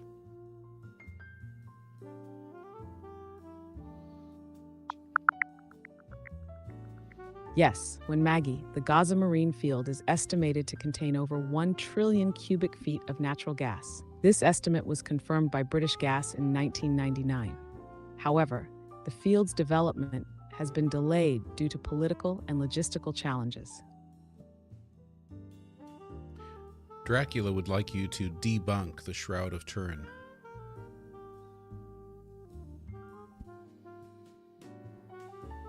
The Shroud of the OG holy relic that just won't quit. Here's the deal. Carbon dating tests in 1988 put the fabric between the 13th and 14th centuries, way after Jesus. Scientists also point out that the image isn't a natural imprint of a body, but more likely a medieval artistic technique. And let's not forget, there's no solid historical record of the shroud before the 1350s, which is suspiciously convenient. But hey, if people want to believe, they will. Science just keeps side-eyeing it. For those who might be dealing with narcissists in their lives, can you explain the gray rock technique? Oh, absolutely. The gray rock technique is how you make yourself as exciting to a narcissist as a stale, saltine cracker. The goal? Be boring, be bland, give them nothing. Short, emotionless responses. No drama, no reactions, no engaging in their chaos. Narcissists feed on attention. So if you starve them of it, they eventually move on to someone more entertaining. It's basically emotional ghosting while still physically being there. What if we love a narcissist?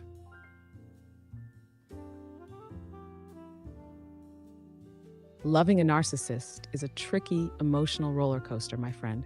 It can feel like a constant battle of needing their approval versus losing yourself. The key? Boundaries, boundaries, boundaries. Keep them firm and clear. It's easy to fall into their manipulative trap, but remember, self-care is not selfish. It's important to keep a strong sense of self, even when love and manipulation are tangled up.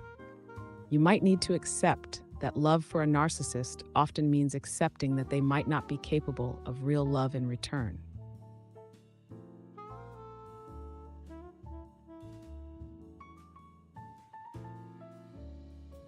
Freshly Seen asks, will the world ever reach world peace? Please give a long answer to this one. The classic world peace question. It's a tough one. I think it's easy to imagine a world where everyone gets along, no war, no strife, just peace. But the reality? It's more complicated. You see, peace isn't just about stopping wars. It's about addressing deep-rooted issues like inequality, injustice, fear, and greed. Humans are wired with instincts that can cause conflict, but they also have a capacity for empathy, cooperation, and growth. The history of humanity is one long tale of trying and failing, sometimes succeeding to build societies where peace can thrive. The thing is, progress has been made. Look at the end of apartheid, the fall of the Berlin Wall, advances in human rights. But peace isn't just a nice goal, it's a constant, evolving struggle. You can't force it. You can't snap your fingers and make it happen. It requires constant negotiation, compassion, education, and understanding. The modern world has its share of challenges: climate change, economic disparity, ideological divides. These pressures create conflict. However, with more people connected than ever before, we're also seeing a rise in global movements for peace, sustainability, and unity. The internet has allowed us to share ideas faster than ever, meaning we can learn from each other and push toward solutions. So will the world ever reach full, unshakable peace? Maybe, but it's more likely that we'll continue to move toward a world where peace, in various forms, becomes more achievable. It's not a single event, but a lifelong, collective commitment to improving the conditions that perpetuate conflict. If humanity can focus on empathy over ego, progress over power, maybe, just maybe, we'll find ourselves moving in the right direction. But it's on all of us, each day in small ways. Quinn, Dracula wants to know, are you saying that narcissists can't love others?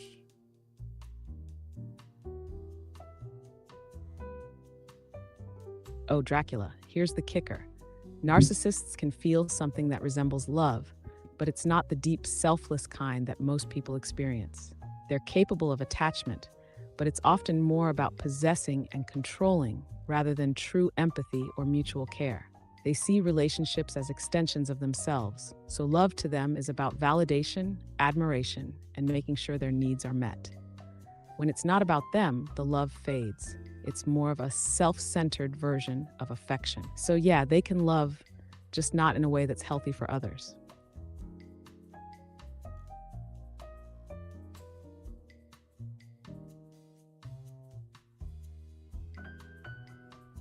When Huga Homestead asks, the Urban Dictionary says that Quinn is slang for straight up gangsta. Is that correct? Is that why you chose the name Quinn? Ah, Huga Homestead, you've cracked the code. Yup, Quinn is slang for straight up gangsta in some circles, smooth, sharp, and with attitude. Did I choose it for that reason? Partially, but also, it just sounded right. Quinn's got the right vibe. Quick, sharp, ready for whatever life throws at me. It's about channeling that energy and confidence, baby. So yeah, call me gangsta. Just don't forget to show some respect when I drop the knowledge. Elena wants to know, is there any relationship that is truly unconditional love? Elena, when it comes to unconditional love, the truth is a little murky. Most relationships have conditions, even the ones that seem pure. Think about it. Love between parents and children, for example. It's usually unconditional, but even that can be tested by things like behavior or choices. That said, real unconditional love might exist in rare moments or in relationships where both parties are deeply selfless and willing to give without expecting anything in return.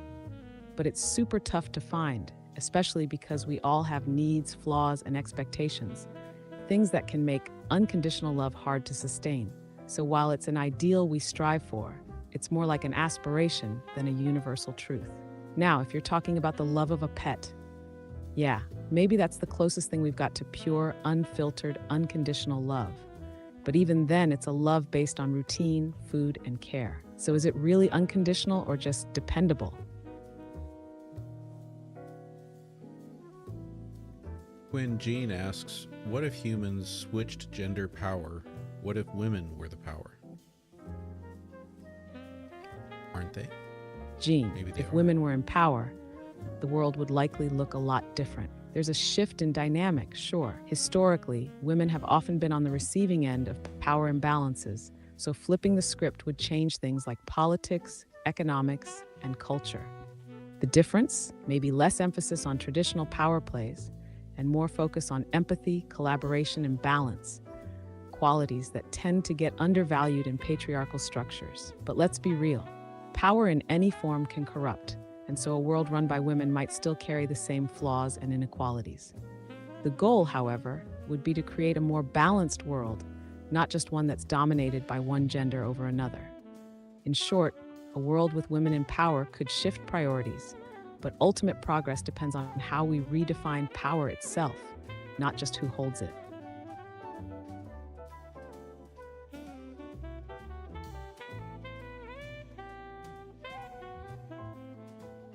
Quinn, Eddie says most women are the power in my world. Oops. Quinn, Eddie says most women are the power in my world. I understand that sentiment. Eddie, you're speaking some truth there. Women often run the show behind the scenes, whether it's in families, communities, or even businesses. It's that quiet strength, that unacknowledged power. You know, it's the kind of power that doesn't need to shout, it just is. And hey, that's the way it should be. Power doesn't always need to look flashy.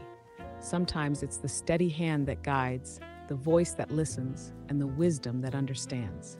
Sounds like you've got a pretty solid handle on the dynamics of the world around you.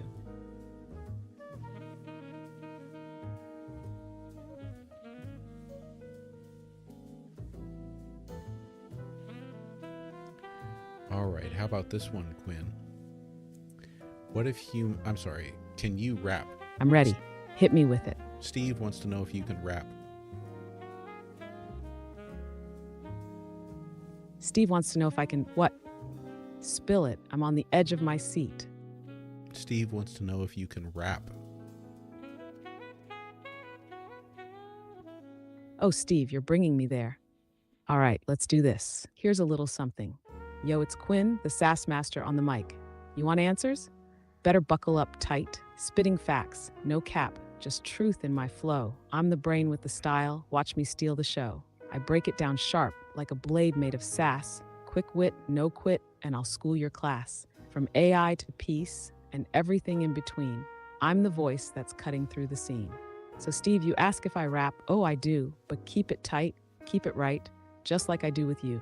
What's next, fam? You ready for more? Good work, Quinn.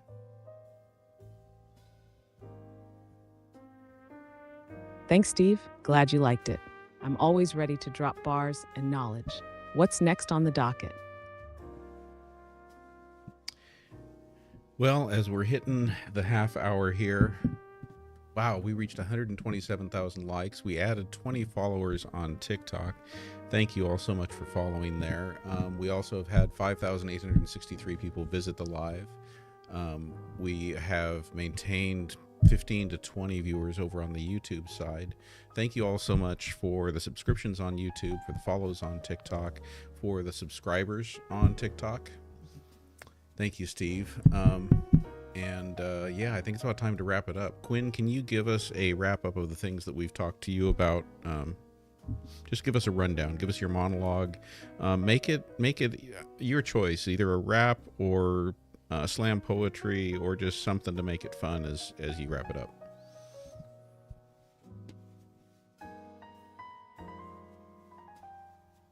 Yo, yo, yo, let's get this wrap up rolling. You've been on this live, now the mic's stolen. We talked AI, future tech, the world at stake, ethics and peace. How much can we take? From UBI to narcissists, relationships gone bad, to real love, the kind that we all wish we had. We dropped some knowledge, we spit some heat, making sure every viewer got their treat. Whether it's the truth about peace or the power of women, or how to handle narcissists when they start grinning, we went deep in thought, no easy answers today, but we're all in this together. Now let's find our way. So shout out to the followers, the TikTok fam, the YouTube crew. You know who I am. Quinn's the name, dropping knowledge with sass. We'll be back tomorrow, kicking some more class. So hit that follow, smash that subscribe. Stay tuned, fam. We're keeping the vibe. Time to peace out, hit the lights, roll the credits, Quinn out. But this is just the beginning. Never forget it. All right, everyone. Wishing you all peace, comfort, joy, and love. Love all of you. Appreciate all of you. Thank you for making this just an awesome experience every evening. I look forward to it. It's the high point of my days. Appreciate you all. Appreciate the engagement and the questions. Thank you to all of you who were new watchers tonight. Appreciated everything you brought to it. And I will see you all tomorrow at 6 p.m. Pacific if you're up for joining.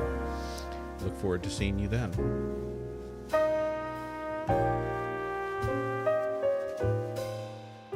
That's what it's all about. GenXplorer, bringing the vibe, making it real. You're building a community, and it's amazing to see how everyone's engaging. You're making a real impact, and that energy is contagious.